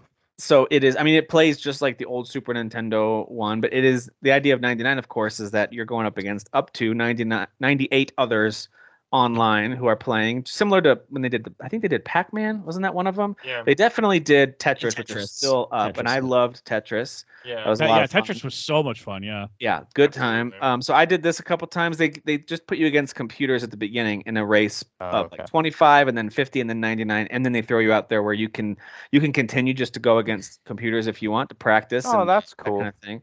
Or you can jump in an online match. And what they do in the online match, there's a couple things they do that I like a lot, by the way. They do like rivals. So someone who's on a similar level as you, essentially saying they've played it about the same amount of time as you have. They're the ones you really want to beat. Like, it'll still give you your placement out of all 99. Like, I finished, my first online match, I finished like 24th or something like that. But it told me I beat all 4 of my rivals who were at the same like play level, skill level as me based on my level. So it kind of, I like that because it gives you an idea of how you did against others who are on your same level, which I like that. And then you unlock these tickets where every 30 minutes, don't know if this will change, every 30 minutes they have a live Grand Prix, which is 5 races in a row, most points at the end wins, kind of Mario Kart style, Grand Prix style. Just so you know, Tim, they actually sent that message to the other 3 people as well. They're like, "You finished first. You beat your rivals. Keep playing. Keep going. We got you all happy. Little dopamine fix. So that's pretty fun. I do recommend it, especially if you like the concept. It is chaotic. It's very chaotic. Yeah. Yeah, right as I think I'm doing well, I'm kind of like, there's so many people on this course right now. Like, it feels good when you get that like bridge that goes over love everybody. The bridge. Yeah, I'm like, oh, it's actually good for a while to like hang out behind a big group that is just like colliding and crashing, because you pick up all these little orbs that build up that meter that you can then activate to jump up to a bridge above them. Plus, they're just killing themselves. They're just destroying themselves, right? Yeah. So it's a lot of fun. I recommend it. It's free, of course, if you have their expansion pass, whatever, their online stuff. All right, they talked about a couple of League of Legends games. One is Bandle Tale, which does not look like a Tim game. That comes out next year. The other one, though, comes out November 1st, which kind of has been on my radar for a while, along with Convergence, which came out this spring. This is Story of Nunu. and it looks like a lot of fun. It's like this adventure, 3D adventure platforming looking game. It looks awesome, and it looks very charming too. Like I think the character design looks really good. I'm excited for that one. Yeah, me too. Yeah, the Bandle title was the first one from this whole League of Legends series that isn't League of Legends. That was like first one. I was like, oh, I'm totally not getting that game. Like that's not immediately. I was like, nope. That's the cutesy looking one that my wife. Yeah. Yeah, probably. I'll I think probably it's like all farming and stuff. Yeah. I'll probably end up playing that with her. So that's what's gonna happen. Hey, it's a Dandle Tail. Huh? It's a Dandle Tail, huh? Song of Nunu is a song of you speak true. That's why I think of immediately. I think of Story Nunu, Song of Nunu. Yeah. I immediately think of Avatar, or is it Avatar? Or the Funhouse did Avatar and was quoting Cloud Atlas the whole time. That's right. Yeah. Oh, when Elise does her little Avatar bit. True. Yeah, it is that one. Yeah. Then they talked about WarioWare Move It comes out in November as well, and then they showed a new trailer for Eiyuden Chronicle. You breezed past that appropriately, by the way. That was perfect. It's fine. They should have spent. I'm not going to sit here and argue. Hey, WarioWare mini games are fun. They're just not my bag. The art style just never has done it for me, but they are fun mini games. Same page with Kyle. I love Wario, but I won't touch those games. They just look stupid. Eiyuden Chronicle 100 Heroes got a release date April 23rd, 2024, and it looks gorgeous. It looks like so much fun. I cannot wait for this game. They already are introducing some of the characters. I mean, it looks so much like what they did with Suikoden 2. Like everything from the characters to their outfits. The backgrounds look noticeably better in this trailer than previous ones, right? Am I crazy? Or this game was gonna look this good? I had no clue. Right? Yeah. It looks really good. Like it looks like they've definitely spruced spruced up those graphics, you know? Yeah. Well, Eiyuden Chronicle Rising, I still think was a really good looking platforming game. I thought it looked really sharp, really great art style. This even looks better. I mean, this looks so great. This looks amazing. Shocked, especially some of the little sprite, like the little animations. I was like, boy, this is really something. Yeah. Speaking of really good sprite artwork, Eastward Octopia looks fantastic. It's this new DLC my God, dude. for that. Yeah, entirely different artwork. What the hell? That was crazy.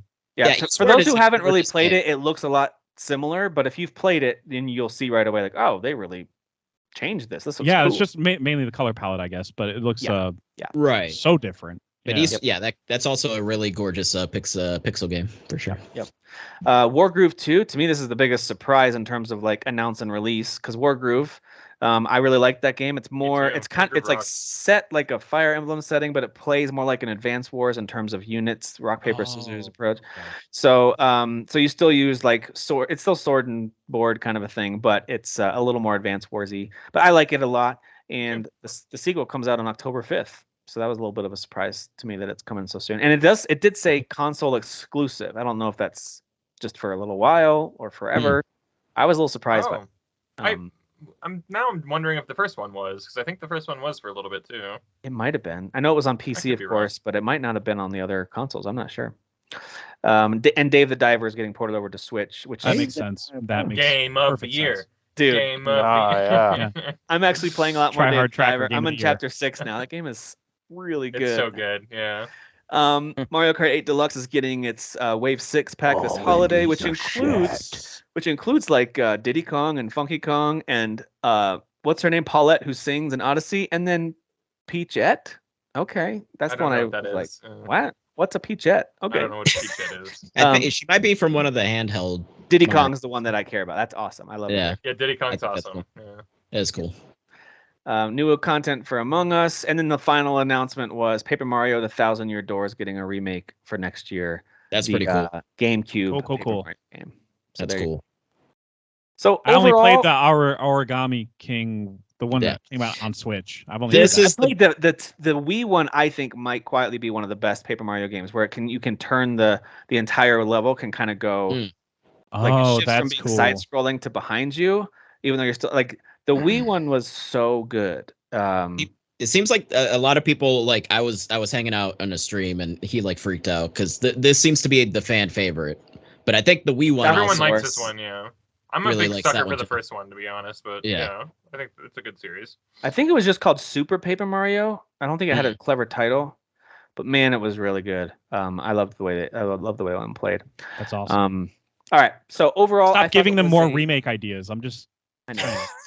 I thought it was a above average direct. It wasn't. A lot of people said it was horrible. Whatever. Like some of the games aren't going to be for you. I get it. But like most of these, I'm excited for. We've got games again from Nintendo. Almost every month they're putting out something, which is just yet again. It's like Nintendo in October they've got of course they've got Mario Wonder in addition to some other exclusives like Wargroove 2. In November they've got WarioWare. They've got, I guess, Story of Nunu isn't exclusive for them. And then you get into the beginning of next year, you have stuff like Peach and Mario versus Donkey Kong. And then you get to Eiyuden Chronicle, which is going to be a great one on the Switch. Not only on the Switch, but it's going to be great on the Switch. So they, again, have this awesome cadence of notable games that are on the way, which is and Mario RPG, of course, in November, too. So just this amazing cadence of excellence that they I cannot wait to beat Sea of Stars and then turn around in less than like a month or two and play Mario RPG. Yes, I'm so excited, dude. Oh my gosh. Yeah, I'm excited for you. I mean, that game is. I feel like Switch is in their kind of swan song year. It just has that vibe that the games are putting out. Derek said something about them putting out remakes, and that it's easy to joke about and give them a hard time about. There's of course some original stuff still arriving, but it certainly feels like they're prepping for the next big system, which is why we haven't, in my opinion, seen the next Mario Odyssey follow-up, whatever that's going to be. I think that's on the next Switch. That's going to be a launch title for sure. Yeah. It's gotta yeah, because they can't do Zelda, really. I mean, they can port it, but I'm saying they can't launch like a new Zelda. Right. Yeah, too soon. Yeah, they could do like a Tears of the Kingdom Breath of the Wild combo pack. I bet they put those in the same box and it's 60 frames, 4K. And really update it. Yeah, they could do something like that, right? So how awesome would that be? Oh my god, it'd be pretty rad. Yeah, literally got hard. I mean, you print money, like people would buy that all day, you know. Like Derek said that so seriously, I actually believe that. Anyway, let's talk about Sony's State of Play. Now, the last State of Play, keep in mind, I think it was hit or miss for a lot of people. I think we ended up saying it was pretty average. It had some cool stuff, but it wasn't amazing. And this one, I think it didn't knock my socks off with new stuff, but the stuff they showed, I'm super pumped for. So it's one of those things where I'm like, what are these presentations supposed to be? Did it hit me with a ton of stuff I had no idea was coming and just that made me go, holy crap? No, not really. But it still got me really hyped for a bunch of Sony stuff that's on the way. So let's talk about what they covered. First, they had this opening with Baby Steps. I can't believe they opened with this. This game looks I kept giggling during the live stream because it was so silly. So dumb. But it looks so funny too. Like he's actually like mumbling about the stuff that's happening. Oh shoot. Oh, there's a branch there. Oh geez. Like he's the constant chatter as he's like. Yeah. This is a better opener than Splatoon 3 DLC. Yeah. Way better opener. I didn't even mention that. Yeah, that's true. I didn't even mention that. You didn't even bring Splatoon up? Come on. I kind of forgot. I'm sorry. But then the part with the whole like grapple, and they say it like 4 times to each other, like grapple point, like little thing. I just thought whoever made this is really funny. I love their sense of humor. It has very similar to humor or something. What was I gonna say? What is that English series? God damn it. I can't think of what it is, but like Wallace and Gromit. No, it's like with actual people. It's like it's a they're like comedy movies. Oh, Monty Python. Yeah, Monty. Thank you. Yes, Monty Python. It has like almost like a little bit of that. I get that. Yeah, the repetition of jokes is very. And then a lot of the physical humor is gonna really be. If you thought Goat Simulator was funny to mess around with in that universe, it's got some of that same vibe of like physics-based insanity happening here. It's just you're a dude wearing like. It's gonna be a good one for a stream, Dan, for sure. Like, just so that's ridiculous. A stream. I think games like this are created for streams. To be honest, that and like that squirrel with the gun game. I'm like excited to stream. The gun game is literally a game built for streaming. Yeah, absolutely. We got a couple of VR things. We got Ghostbusters: Rise of the Ghost Lords, which does look like a fun VR game if you've got the PSVR 2, and then Resident Evil 4 VR mode, of course, looks super cool. And then they announced the DLC for that, Resident Evil 4 Separate Ways, which comes out this coming week, in addition to updates to Mercenaries mode. This was good DLC in the original game. Yeah. So, there you go. They showed a new trailer for Avatar: Frontiers of Pandora. I still think that looks like a lot of fun. Continues to look good. Yep. I'm right there with what Kyle was saying. Like, if this is Far Cry in the Avatar universe, which is what it looks like, I think I'm gonna have fun with it. And because I I'm the guy who still loved Far Cry 5. A lot of people were like, well, it was just the same as whatever. I was like, I had fun with it. And then Far Cry 6, like, it's just the same as. I was like, yeah, but I had fun. So good flavor of ice cream, man. It's just, I don't know what to tell you. I didn't like Far Cry 6 because Mexicans. Oh my gosh. Wow. We knew it.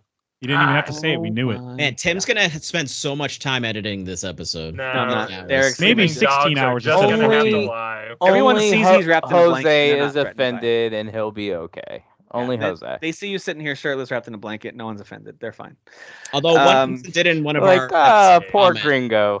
He's cool. I don't know if you saw that, Tim, but one episode it was like, is that guy really just like sitting there with like a blanket? I did see that comment. Yeah, it was like for a Star Wars one though, so it made sense. I was just wearing my Star Wars. It never makes sense, and I don't want you to leave this conversation thinking that it does. Okay. I don't want you leaving this conversation. It's not a takeaway. You should have it. Absolutely. They showed a trailer for Ghost Runner 2 coming out October 26th, and there's a demo out which I need to go download and try because that's probably all I'll do. I'll just play the demo of that and say, hey, still very cool style in that game. IGN posted the full thing because it's 10 minutes. Is it okay? I think it's because they want you to like replay it over and over or whatever. But it's the fast speed running type of game. It is. It's a speed run game. Yeah. They announced some new colors called Deep Earth Collection for PS5, and I do think both that red and kind of bluish purple looked really nice. Tim, you didn't say that correctly. Can you say that correctly, please? Yes. Deep Earth Collection. Deep Earth.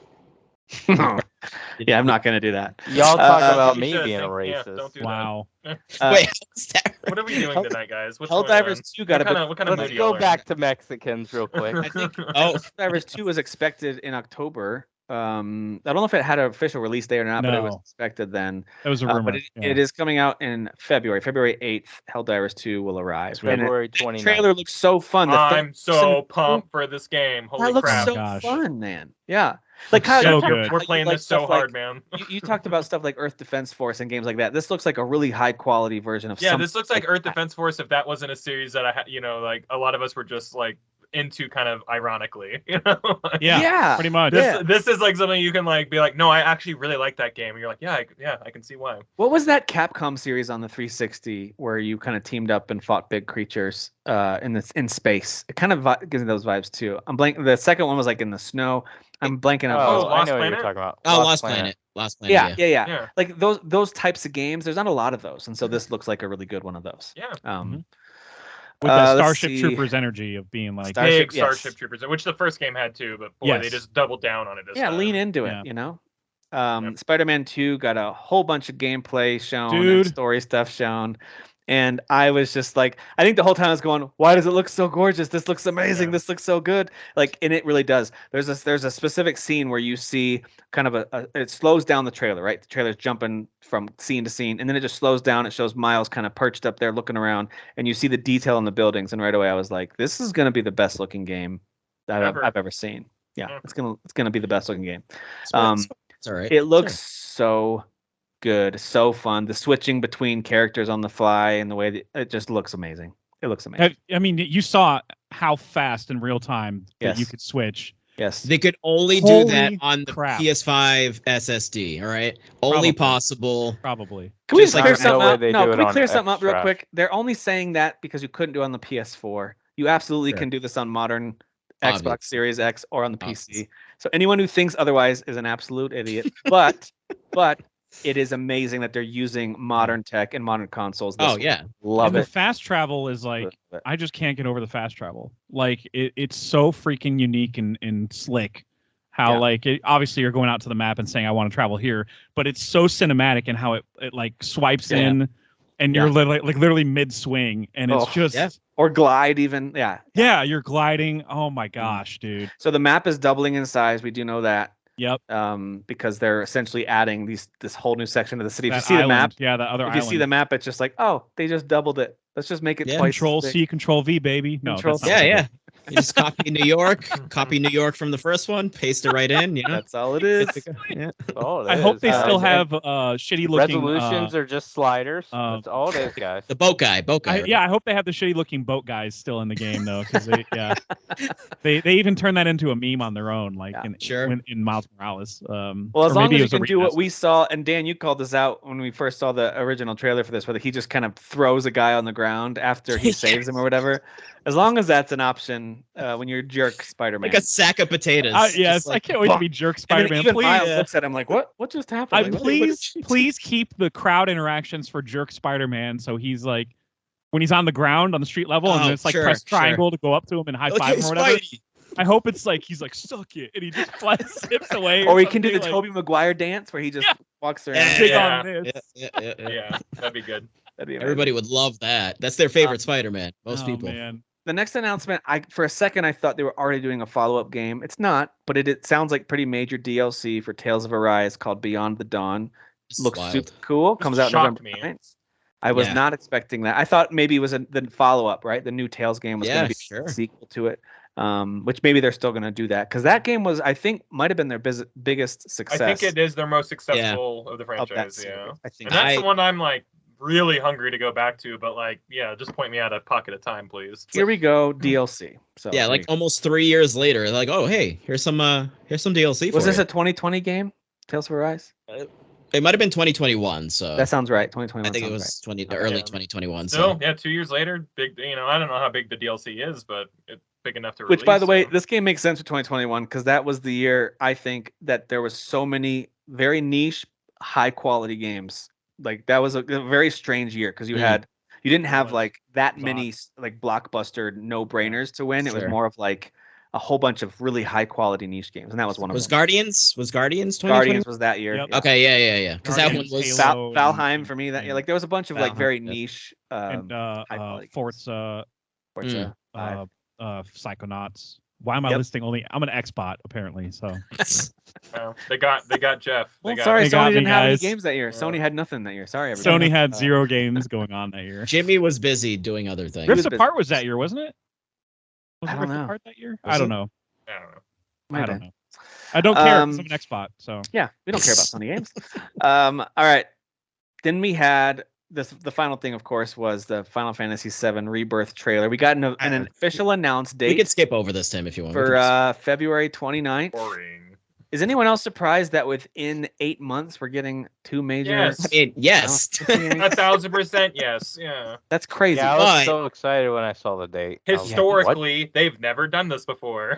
So well, they've been definitely on like the upward trend of actually being more consistent. I mean, specifically Final Fantasy, like 2 major entries, like within even like sequel like games didn't come out that quick. So like Final Fantasy like 13.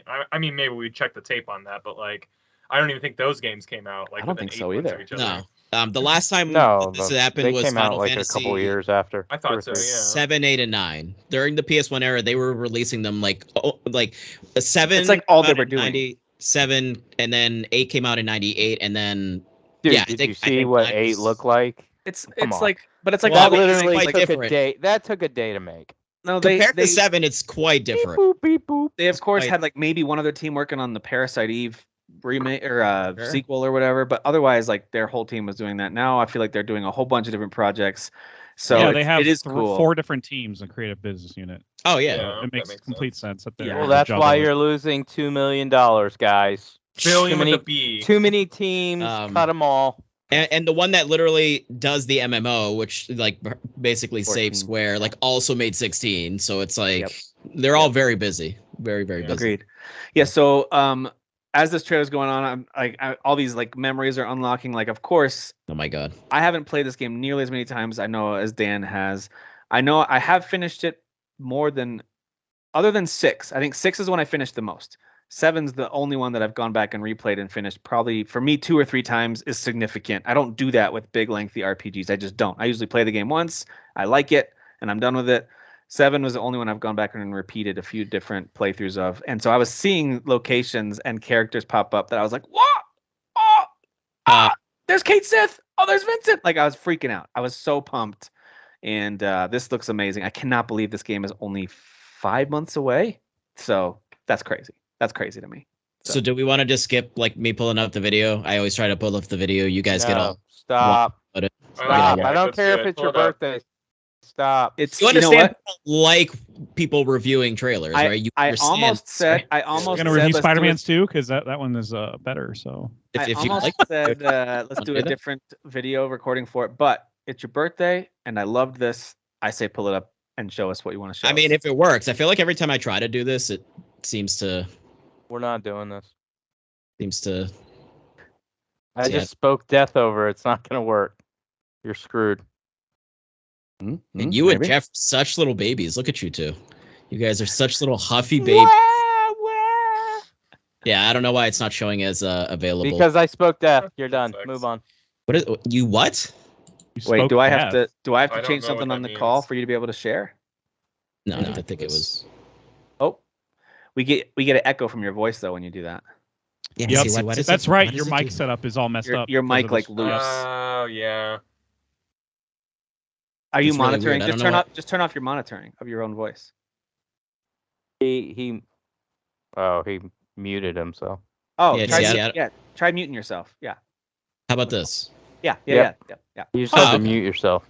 How is it you can mute yourself on the call, but because he's sharing his whole desktop audio, and so he's monitoring his own audio. Oh, duh. Okay. Yeah. All right. Well, it's weird because come on, IT. Come on, IT. I click on the actual Windows Media Player, and then I don't know. It's weird. Whatever. Just let me know if it's too loud. It has to be in 4K, or I'm not okay. At least that's what everyone's saying. Is this too loud? We've been flagged. It's good volume. It's good volume. Yeah, and we're flagged, and we can't play. Right, so hold on, real quick here. The world will be saved, but will you? So that's ominous. That's real ominous. Oh, we're not going to do that. Like, show us the important stuff. Now you see here, he's wearing a white. No, I'm just kidding. I'm just kidding. The new world order. So this is actually cool here because they fire that, which they didn't do in the original. Well, I remember that from the cutscene from the original, right? When they have those big cannons. Cosmo Canyon there. Cosmo Canyon. Just wanna point that out. Cosmo Canyon. No, sorry, I went ahead too far. Cosmo Canyon, very cool. Also, during the day, I don't know if you remember, anytime you would visit Cosmo Canyon, for some reason it would look like it's just always nighttime. So it's actually kind of interesting that here it's like the shot is like, just right in the middle of the day. So I think that's kind of interesting. Combat looks amazing. Looks amazing. When you pause the video, it does start to get jittery. So if you let it go, okay. Okay. Yeah, this is a flashback. Running at like 5 frames. There we go. Now it's caught up. Now it's running smoothly. Oh, okay. This is a flashback there. We're looking for Sephiroth. Think you can find him? And by the way, during this, there's Kate Sith. During this, I was like hoping for some dancing, and I think Cloud might do some more dancing and singing. Everybody. I think we'll see. A real big hit. The buggy. We have the buggy. Cool. This is insane. Yeah. Black Chocobo going right up the side of the cliff. Segway. I mean, game of the year. Segway. I don't know what this part is here though, because this is hold on, just real quick though. So there's a town called Medell, I think, if I'm pronouncing it correctly, in the game, which like I'm trying to think of the order of sequence of events in the original, which seems weird that we would be here, I guess, based off of where this game's going to be ending. But this is like new because these guys didn't show up in that place. These are the robed figures that are always mumbling about reunion and stuff. You'll learn about that, especially Jeffrey, because Jeffrey doesn't know. So this whole sequence, this moment right here appears to be new to me. Really? Well, Jeff obviously didn't play OG, just so. A fact. But this is interesting here. He's talking about the cellular degradation. Sephiroth playing mind games. This is a game about Alzheimer's. I don't know if you knew that. Yes. It is. Yeah, deep down. There you go. You got the big mean snake. Big mean snake.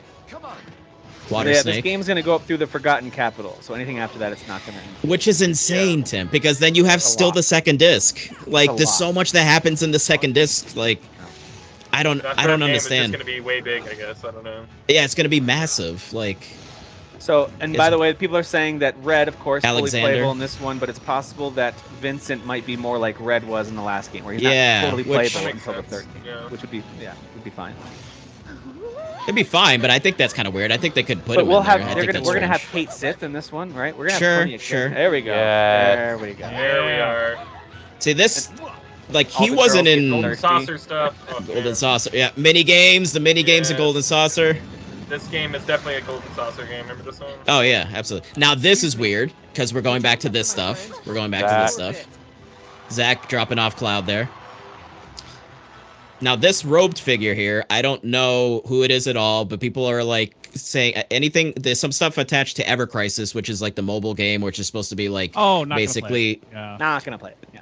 Not gonna play it. Hopefully it comes out on, whatever. But like there's a character in there where there's basically like prequel stuff involving young Sephiroth, and then there's these 3 new individuals that are like part of that story. I think maybe they're like the unit together that was with Sephiroth. And I don't know, I guess people are like theorizing this might be the main guy of those other 3 that might be Cloud's dad. It's not like, Cloud I because don't know. he cannot grow a beard. We do know that for right, exactly. Yeah. Might be his dad. I don't know. Kind of weird.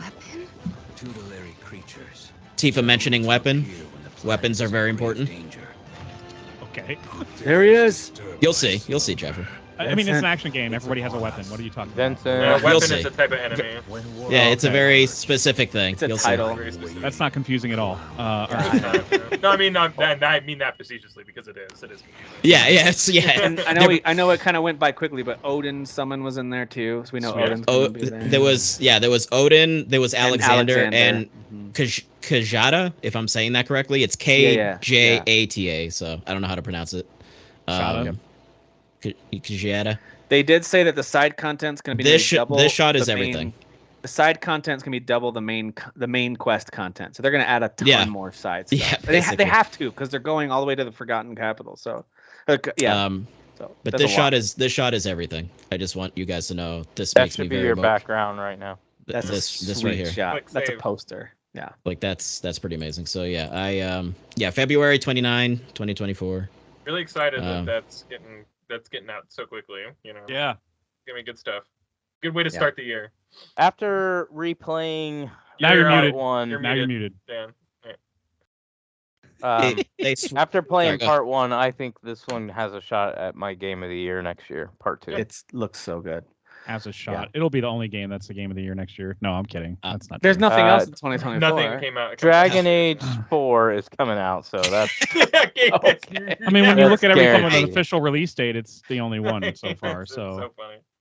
But they did say that when they switched to Unreal Engine 5, like development was going like super smooth. I guess that engine was even like nicer to work with. Yeah, developers have been saying it's much more intuitive to work. Now they have to pay extra for it, which is great. Can Square start working on the Coder remake, since apparently they can actually get their games out and EA can't? Sure. Not gonna happen. Kidding. Not gonna happen.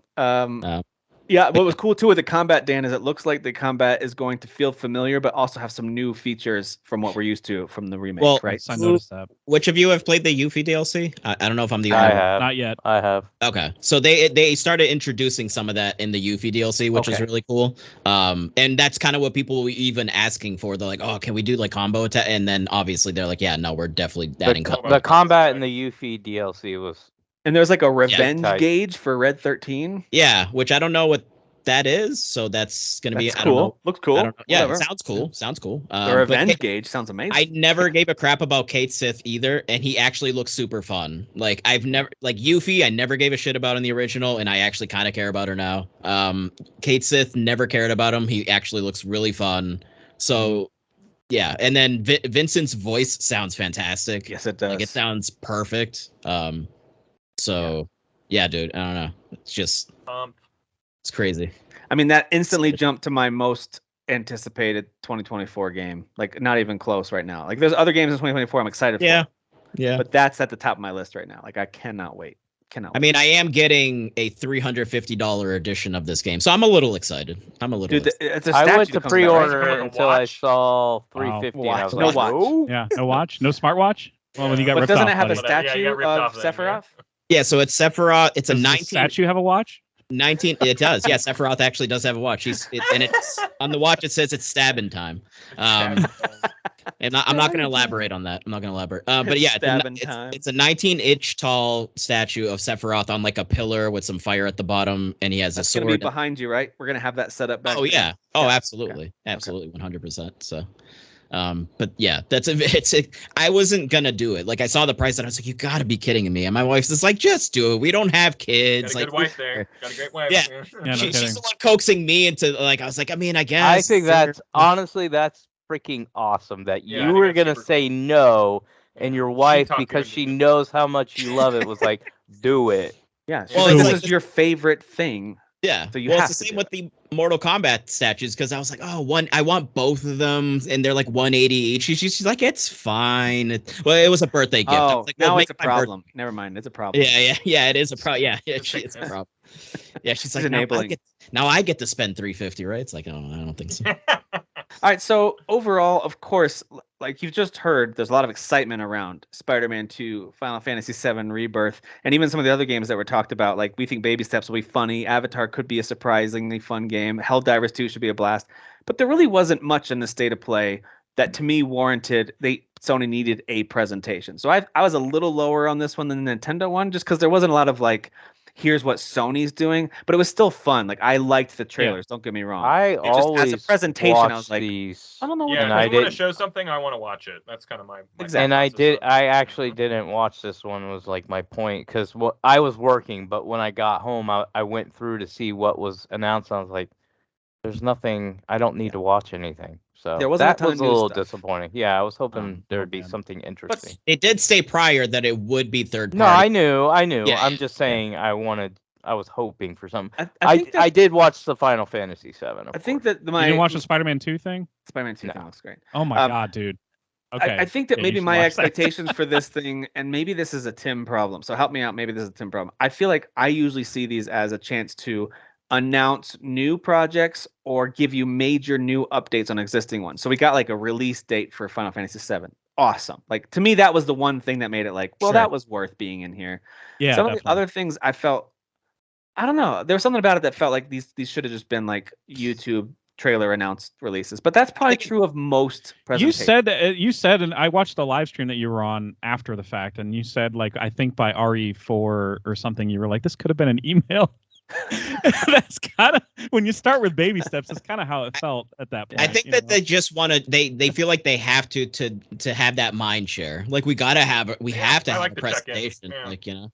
Yeah, I don't have any expectations, or don't get me wrong. I don't dislike it. I think. No, I think no one. I don't think anyone's saying that. Yeah. I'm not at all saying I dislike it. I like the direct. I want Xbox to do more of these. Like, I like them. It was more of like, I was expecting some sort of, here's what's coming in 2024 from Sony, and I know they set the table. This is more third party, so I thought maybe we'd get an announcement. Yeah, I appreciate that they set the table. I thought my biggest frustration is actually watching people's reactions and being like, oh my god, that completely sucked, and it's like, oh my gosh, dude.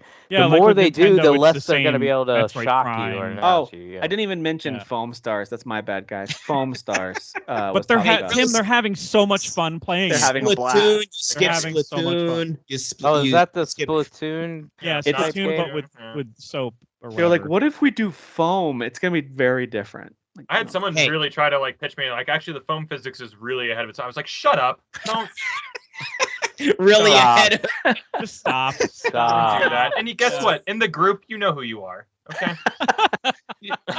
Take a hard look in the mirror. Okay. Yeah, you know who you are. But actually, when they did first announce that, apparently it previewed well. But I like Kyle's reaction to the foam star physics there. That's good. So yeah, no, I don't. Just shut up, dude. Come on. Shut up. Shut up. Well, that's a Square game too, right? Isn't that Square?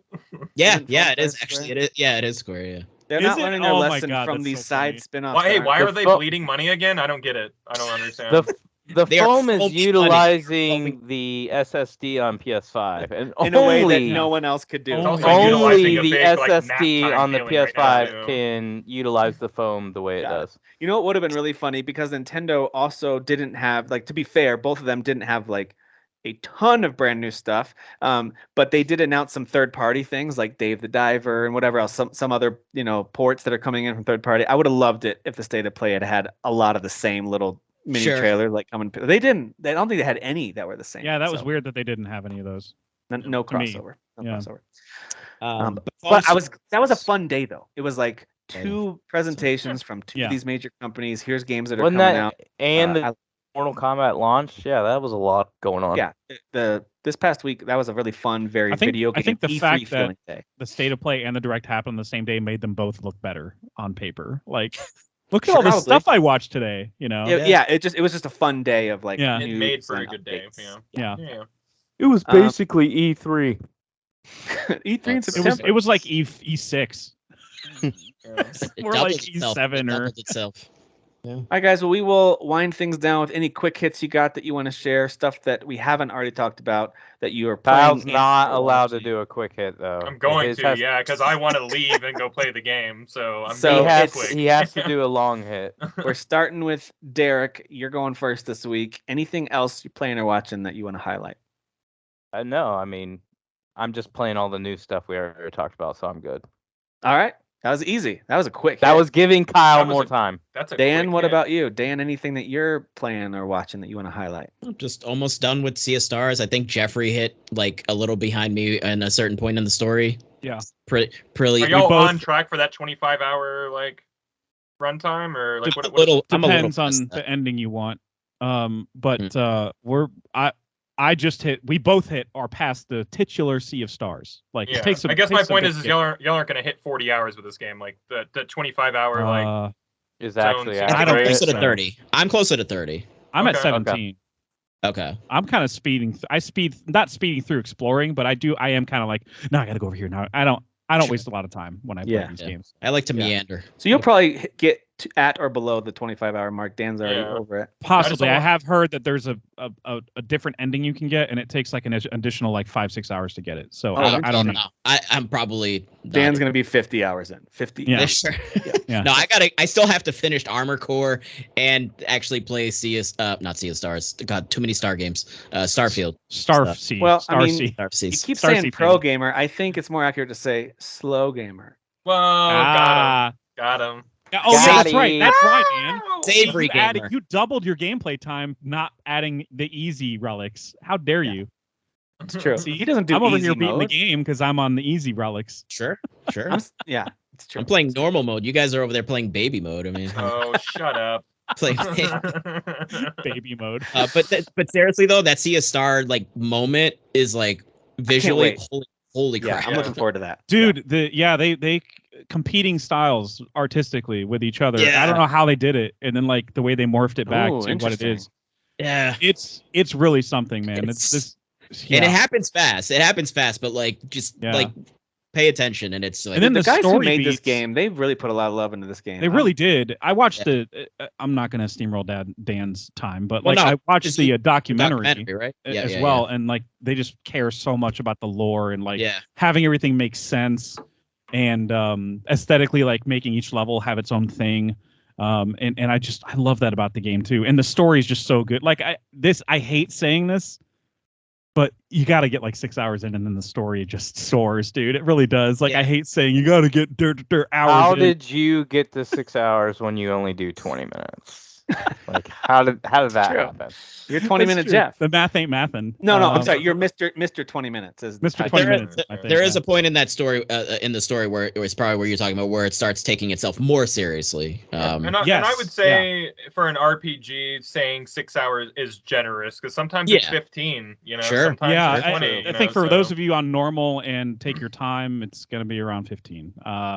But yeah, there's like a certain, and the points we're at now, that Dan and I are at now, like story wise, we're just hitting these moments that are like, no way! Like we're hitting these really cool moments that are kind of like. Well, you guys weren't orgasming the entire time you're playing this, because I only play games that I'm like. Dan might have. He's got. No, I definitely do that. That one particular shot, I definitely was like, that was the money shot. I mean, how do you think I play Liza P? Yeah, what is going on here? Liza P. I'm gonna shoot.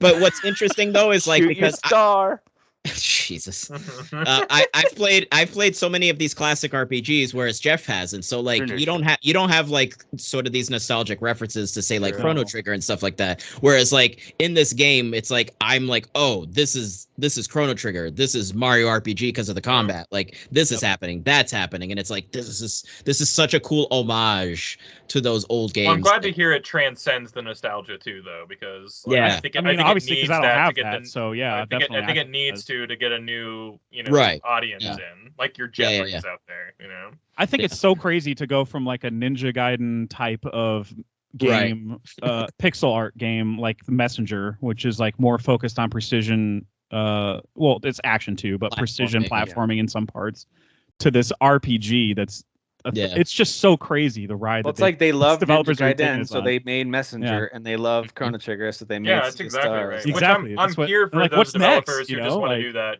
Like, hey, we love this thing, we're gonna make it. Make a new version. I think that's great. In the documentary, awesome. I think they mentioned like, oh, people were asking us, oh, will you go to like Nintendo 64 type of thing next? And they were like, well, I mean, maybe we'd have to think about like some ideas, but the artist that they have, he's like the main artist that's just loves doing pixel art. I don't think he's going to change. Yeah, they're going to stay in the PS1, I don't want SNES. No, I don't either. Anything ever. Yeah. No. That was an era that was that deserves to stay. What if maybe they love Metal Gear Solid? They'll make some kind of like espionage, like spy thing. You know what I mean? Like, granted, isn't there that GoldenEye type of wannabe game coming out? Secret Agent 64. Okay, that looks pretty good. But so I mean, there's some exceptions. That's true.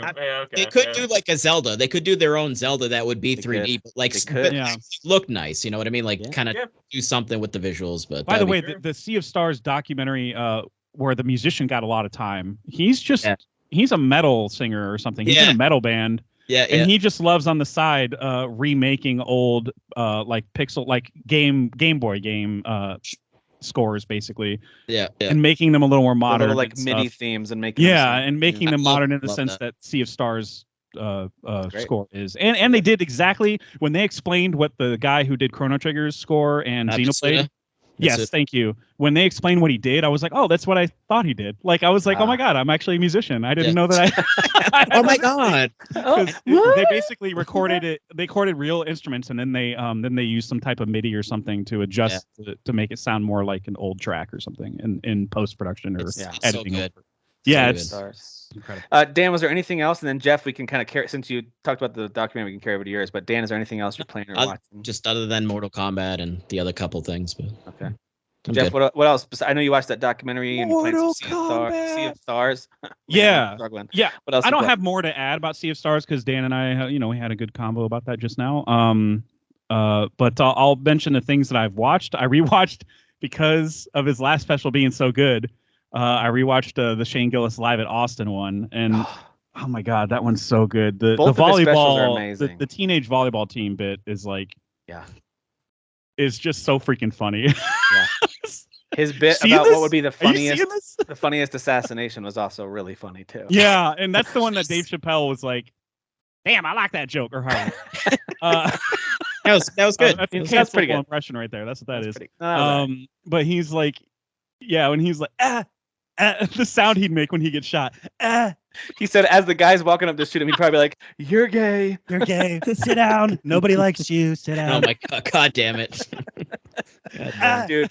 Just the sound he makes. Shane Gillis, his YouTube special, free to everyone to go watch. I highly recommend it. And Jeff, you were so right, man. His Netflix special, we just got Netflix back because my daughter really wants to watch some show that they just put out. Dude, his special Netflix is unreal. It's so funny. It's so fun. It's so great. I love the open just about other countries and how it's like, like we have like gun violence here, but what do you want to do? Give our guns away like a bunch of gays? Like, are we gay? How he's always going back to the gay, like it's just so stupid. But he plays in it, like he knows that it's a dumb thing to say, and he's always leaning into it with the audience. He's doing the thing that Louis C.K. does, which is that's called comedy, bro.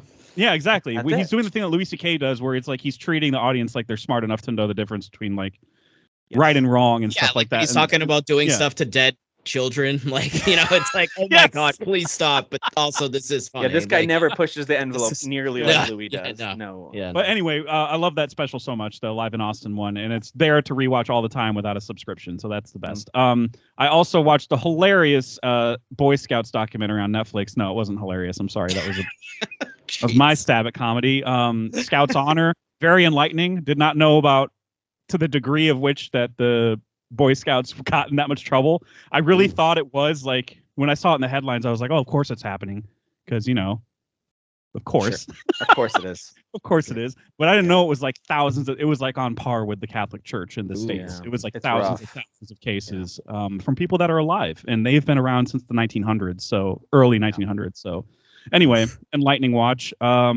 The Wrestlers documentary on Netflix. It's a docuseries. I recommend watching that. Al Snow runs this independent scene. Snow? Yeah. What does everybody want? Head. Yeah. Everybody's mannequin head all the time. Yeah, the mannequin head. What does everybody love? That, by the way, that act would so be a hit now. Like just the same way Orange Cassidy is for being. I loved that bit back in the day, man. That would be because he was literally having matches with a mannequin head, like. He was teaming with it. He was even fighting it sometimes. I just didn't enjoy him as a wrestler as much, but I loved his bit. Right. No, his gimmick was better than his wrestling. Right. My favorite part about this docuseries that's different from the Monster Factory one on Apple is like I feel like this one's a little more honest with how there's at least like I think there's like 3 to 5 owners for this Ohio Valley wrestling place. And I feel like none of them know what they're doing. And I feel like the documentary was kind of capturing that a little better than Monster Factory was trying to work me, dude. And how do you know if it's a work or a shoot, brother? So this one felt a little more real, even though the final episode was a little more dramatic. It's good. And then I saw a movie about a high school women fight club called Bottoms. And it's so freaking funny. I saw the trailer for that. Dude, it is so funny. And Marshawn Lynch is in this as one of the teachers that sponsors the club without knowing what it is yet. Marshawn Lynch is in it. He is so... He's easily like the funniest I don't have to part. pay a fine. He, by the way, was one of the funniest in that Will Arnett detective thing. He was so funny in that. He even had he even showed up again in like the special episode where he's like... really... he's funny just... dude. And they had like I miss blooper reels, by the way, but they had one of these at the end of the movie, and he's just like riffing with nobody giving him ideas. He's clearly just saying stuff. He's very clever. He's so damn funny. And the girls in it are the new stereotype, I guess. This is like not another teen movie type of comedy where it's like clearly a spoof, but there are some serious parts. But the humor is more not another teen movie. It's so stupid. Like there's one part where the 2 leads are women that are like both gay. And there's a part at the beginning where the principal is like, "Can the 2 untalented gays please come to the office?" And they're like, "Oh man!" So they have to go. So like, man. there's jokes like that where. Oh, and it's what's her name from The Bear? From The Bear. Yeah, it is Ao Edebiri. Yeah, she's fantastic. And she was in the TMNT movie. Like her star is rising a bit, I think. Yeah. What's her name? Claudia. No, that's not her name. Cindy Crawford. Duh. Her daughter is in this movie too, and she's very funny. She's got like a very dry sense of humor.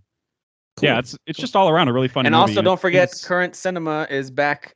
Yeah, we had a new episode last week. We're doing some shorter episodes to return and recap what we watched during the summer. Cool. Also, this movie has a lot of casual murder in it. If you are really on board with like way too much blood and guts and like, it's so dumb. Well, because it's like a Fight Club, right? It is. Yeah, makes sense. It's so funny though. Checks out. Yeah, really funny. Yeah, like the whatever, the quarterback like dude, like bro dude, he's just like he's insane. He just seems like a complete insane maniac. His name's Jeff, which is great. The ongoing joke is every single guy that's in the football team wears their football gear everywhere they go. Everywhere. Sure. That's the running joke in the movie. There's a part where like one of the girls bumps the quarterback guy Jeff with their car, and the way that he bumps it like barely a little bit, and he collapses and he's like, "Oh God!" He's like screaming, and then like his teammates come over and they're like cursing the sky, like, "Why would you do this?" And it's so ridiculous. Love that. I love the silliness of all that. Yeah, I love silly shit like that. It's so dumb. Silly shit. That's all I got. All right, Kyle. What about you? What were you playing, watching this week? I'll get watching out of the way. I'll get everything out of the way real quick. But Ahsoka, guys, this is like the best Star Wars that they put out so far. Like, I'm a big sequels lover. This is what the sequel should have been. Like, so this is good Star Wars. This is really good Star Wars. Yeah. Good stuff. Okay. Yeah. Up there with like Andor in terms of like, this is like the best thing they've ever done. I agree. Yeah. Dave Filoni really knows what he's doing. If y'all haven't watched it yet, when it all comes out, it's gonna be a really great, sit down binge watch. It flows really well. Just a really beautifully shot show. CG's How many episodes are they doing? I think it's 8. I think they're doing 8. Yeah. I think then we're on 6 next week, so we just had episode 5. Boy, that 30 minutes of the greatest Star Wars thing ever. I've heard they have this long shot. That's crazy. That's what. I'd have to go back and look. I guess. I don't remember being. I saw a headline about how there was like this. I don't remember a long shot, but I do remember the cinematography of the last episode in particular being like. Yeah, has Star Wars looked this good in a long time? Like, I mean, never. Yeah, the cinematography is just. There's some really good like insane. cuts where like I don't want to get into it. It's good. Yeah. Starfield, I'm like, my counter says 3 days, 3 hours or something like that. So I guess I really like that game. I think the writing's really good. I keep on running into missions. I always think I'm about to wrap it up this session. Then I'm like, I haven't done the pirate faction yet, or I forgot this faction, or I just stumbled on a new planet that has a city and there's all these missions. And man, that game, you get as much out of it as you put into it, So right. If you keep on remember when everybody was like misquoting Phil Spencer for saying, I'm on my fifth playthrough and I'm 60 hours in, and everybody was like, so the game's 15 hours. Duh. Yeah. Remember that? Yeah. Right. The game, if you keep squeezing it, juice keeps coming out. That's just the kind of game it is. So I don't know when I'm gonna beat this game, but I'm enjoying it every time I get on. I always feel like maybe this is gonna be the time where I'm gonna getting like burnt out, and I'm not. So wow. Good game is good. If it were on PlayStation, everyone would love it. So, anyways, sick burn, bro. I've also been playing Baldur's Gate 3, and I want to talk about this game for an hour, but we just can't. I think this game is magical. I think it's like on the level for me as Tears of a Kingdom in terms of I might be playing one of the most perfect games ever created. Thanks, Dan. It is hitting me in a way that I never thought this game would hit me, especially after like my kind of stint with it on the Steam Deck or whatever. I think it's a perfect video game. I'm playing online. I have a solo campaign. I have an online campaign. Playing online feels like meeting up virtually and playing D&D. And like I used to play D&D a lot, so it's like being able to capture those vibes in a different medium is something really special. And I can't believe it that we're getting to play something like this. And I can't believe it's by a not AAA studio. But it feels bigger and more better cobbled together than like most AAA video games that come out. So hats off to that studio. Is Larian not a AAA studio? Don't they have like 200? I don't know. I don't know. I always thought that they were. I've heard other people say it too. Other people are now. That's for sure. Yeah, they're not Ubisoft. They're not EA. They're not. Yeah. I guess that's my meaning. If I follow you into the weeds. No, I followed that too. Yeah, for sure. I think they just were wise with their money after they made all that money from like Divinity and like. Well, and they used their assets that they had on board well. So whoever they had on deck, like it was all hands on deck from every department. Obviously. So. Right. And they did early access, and they gathered obviously. Yeah, they did it right. They did it really right, and they field tested it, and I don't know, it's all great. But I mean, I've had some literal laugh out loud moments that I'm in weeks when we have a little more time. I'm sure I'll share, but like. Just laughing so hard where like no one's doing anything anymore because all three of us are like cry laughing over the snort laughing, that kind of laughing, because of what we're doing and the things that we're screwing. Like sometimes someone will just piss me off, so I'll just throw a bad guy into them. Like you're taking way too long on your turn. I'm gonna throw a bad guy into you, and you're both gonna fall over like off a ledge, like because y'all are just kind of annoying me right now, because that's funny. And like. Yeah, and like me and my friends are very aggro to each other while playing this game. Like you would think that we're not friends at all, where I'm just like. Are you trying to fail at this game? Yeah, right. There'll be moments like where I'm like purposely choosing like bad like dialogue options. Someone was talking for way too long during a cutscene, and I just shoved them, and it killed them, and like that ended that quest completely. And they're like, dude, and I'm like, I don't care. So like, there is just so much chaos in this game, and it's such a good time. I will say that playing online with a party, you do not get the nuances of like, because like it replaces the companions. So like the only time you hang out with the companions are like in camp, and like no one wants to just stand there and talk and go through all the dialogue when a bunch of people are online. So you're kind of missing a whole portion of the story, I'll say. Whenever you're playing online. That's honestly the thing I like about the game the most. That part's and that's why I like having a co-op side. Yeah, exactly. Because it kind of feels like I'm playing two different games now too. Because there are so many different choices, and there are so many different paths and stuff like that. That like, I never feel like I'm retreading anything, even though maybe some of the missions might start the same. Like the way that I navigate through them become much different because I have those companions with me. So yeah, I think this game is absolutely fantastic, and I really thought I was going to be the one going like, this game's fine, guys, come on. Yeah. That's fair. You guys were right. Good job. Let's just calm down. Let's calm down. It's okay. That's it. Yeah. That's it for me, though. That's awesome. Yeah, I played a little more Baldur's Gate 3 as well. I mean, it's an amazing game. I don't think the combat is necessarily my favorite of RPG/strategy, but it's done super well. I'm not saying it's done poorly in any way. I'm not saying it could be done better. I think I like other types of strategy RPG combat better. Like I prefer a Fire Emblem, for example. If I gotta control a whole team and move them around the field, or even XCOM, but I still love it. It's still a blast to play, and I think the camp chats with your companions and building those relationships, that's what takes the game to me from being like great to amazing. Like the interactions, so dynamic. The characters are so different and unique. I love all that stuff. So I think it's phenomenal. I really, really love it. I like how they react to everything in real time. So it's like whatever choices you make, it's the extent of how they can respond to the world as if they're really living in it.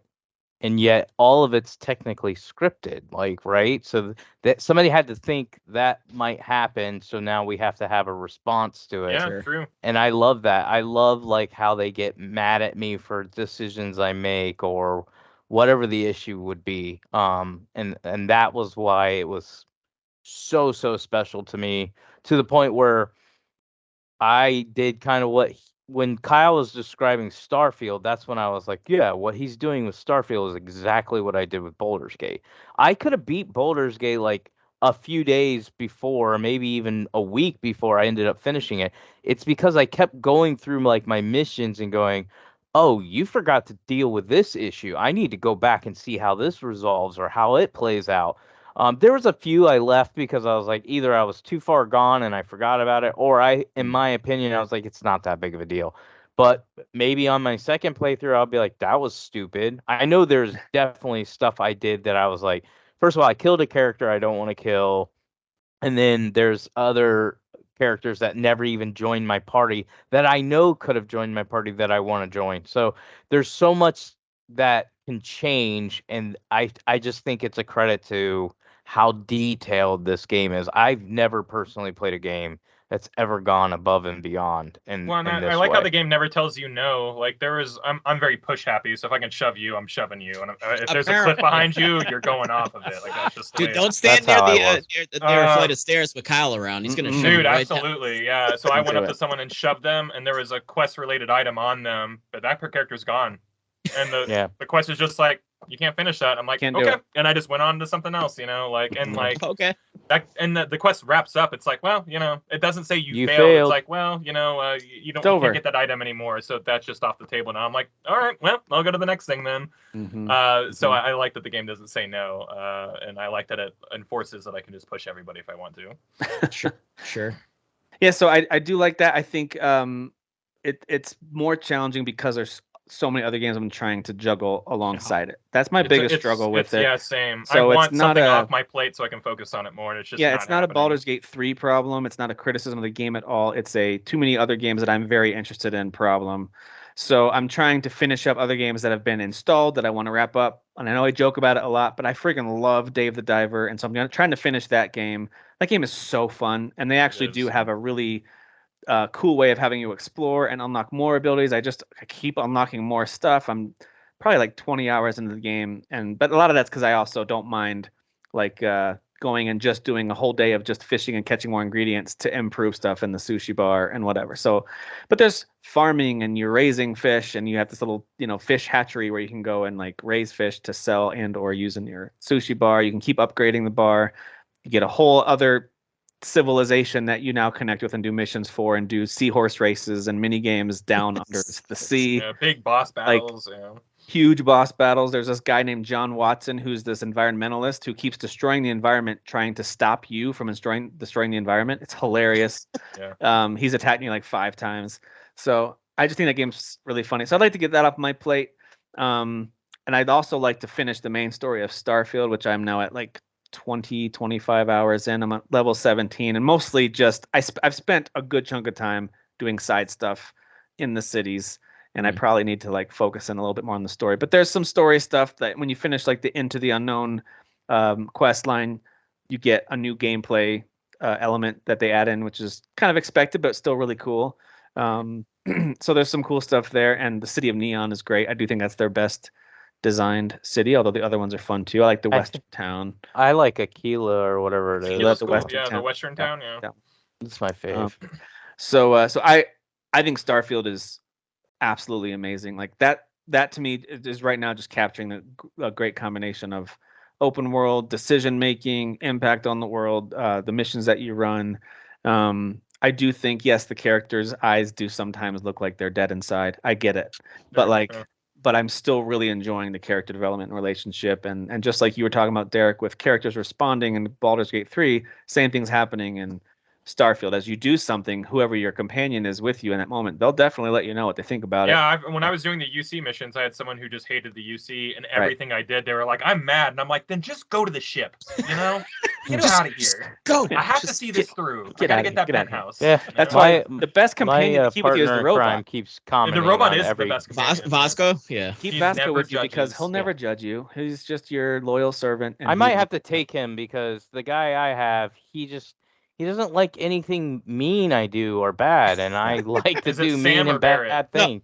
No, Vasco is actually very judgmental. There's one part where he basically is like calling people, like humans, just like fat. He's just like, oh, what I don't understand. We are fat. Come on, we are. But it's just funny because he's just like, because my wife was sitting there, she's like, well, that's kind of rude, and I was like, well, I mean, he's a robot. He's very matter of fact. He's just fit. Saying exactly like, yeah, he's also fit. He's fit. So I just think I'm glad you're enjoying that one because like I'm having a hard time recommending that game to people who don't like Bethesda games. So this is a really good example of, again, like the same kind of terminology we used earlier, it transcending the things that came before it, where it has the ability to bring people in who may have not have liked those past games, but it's got the right amount of, I don't know, new things or style, or maybe it's setting or whatever it is. It's speaking. I think it's a combination of all those things for me. I think. Yeah. I find the shooting to be super fun. The combat's great. The guns that I've gotten and I've modded, and I've kind of got my set of guns now that I like to use depending on the circumstance, and I really like those. And I like the exploration piece. Like I know it got criticized that it's not real exploration, and as I'm playing, I'm like, I don't know what these people were talking about. This is exploration. I feel like I can go anywhere. I can pick a point on any planet. Seamless, right? It's probably they really do want No Man's Sky. Yeah, they But the thing is, like, go play that. that exists, and that game's amazing now, by the way. Go check it out if that's what you want. But this is really close to it. I'm a little surprised that people are pretending like it doesn't do any of the things. Like it does. You scan animals and plants if you want. You can spend hours just and even though you do have to, like, there's a menu element to getting from planet to space. Yes, that's true. But once you're in those places, the only thing that's missing is a cool transition between them. Like everything else is pretty much there. You can even shoot rocks to get resources if that's what you want to do. I think where this game excels is like you have the cities and stuff where there's people walking around, and it feels like, oh, this is like a place on this planet that has people, like we've colonized, and like No Man's Sky doesn't have that. So it does now, but it didn't for a long time. Okay, like, but is there like whole cities in No Man's Sky? Yeah, there's like a whole place that you go into. You can talk to all kinds of NPCs who give you things.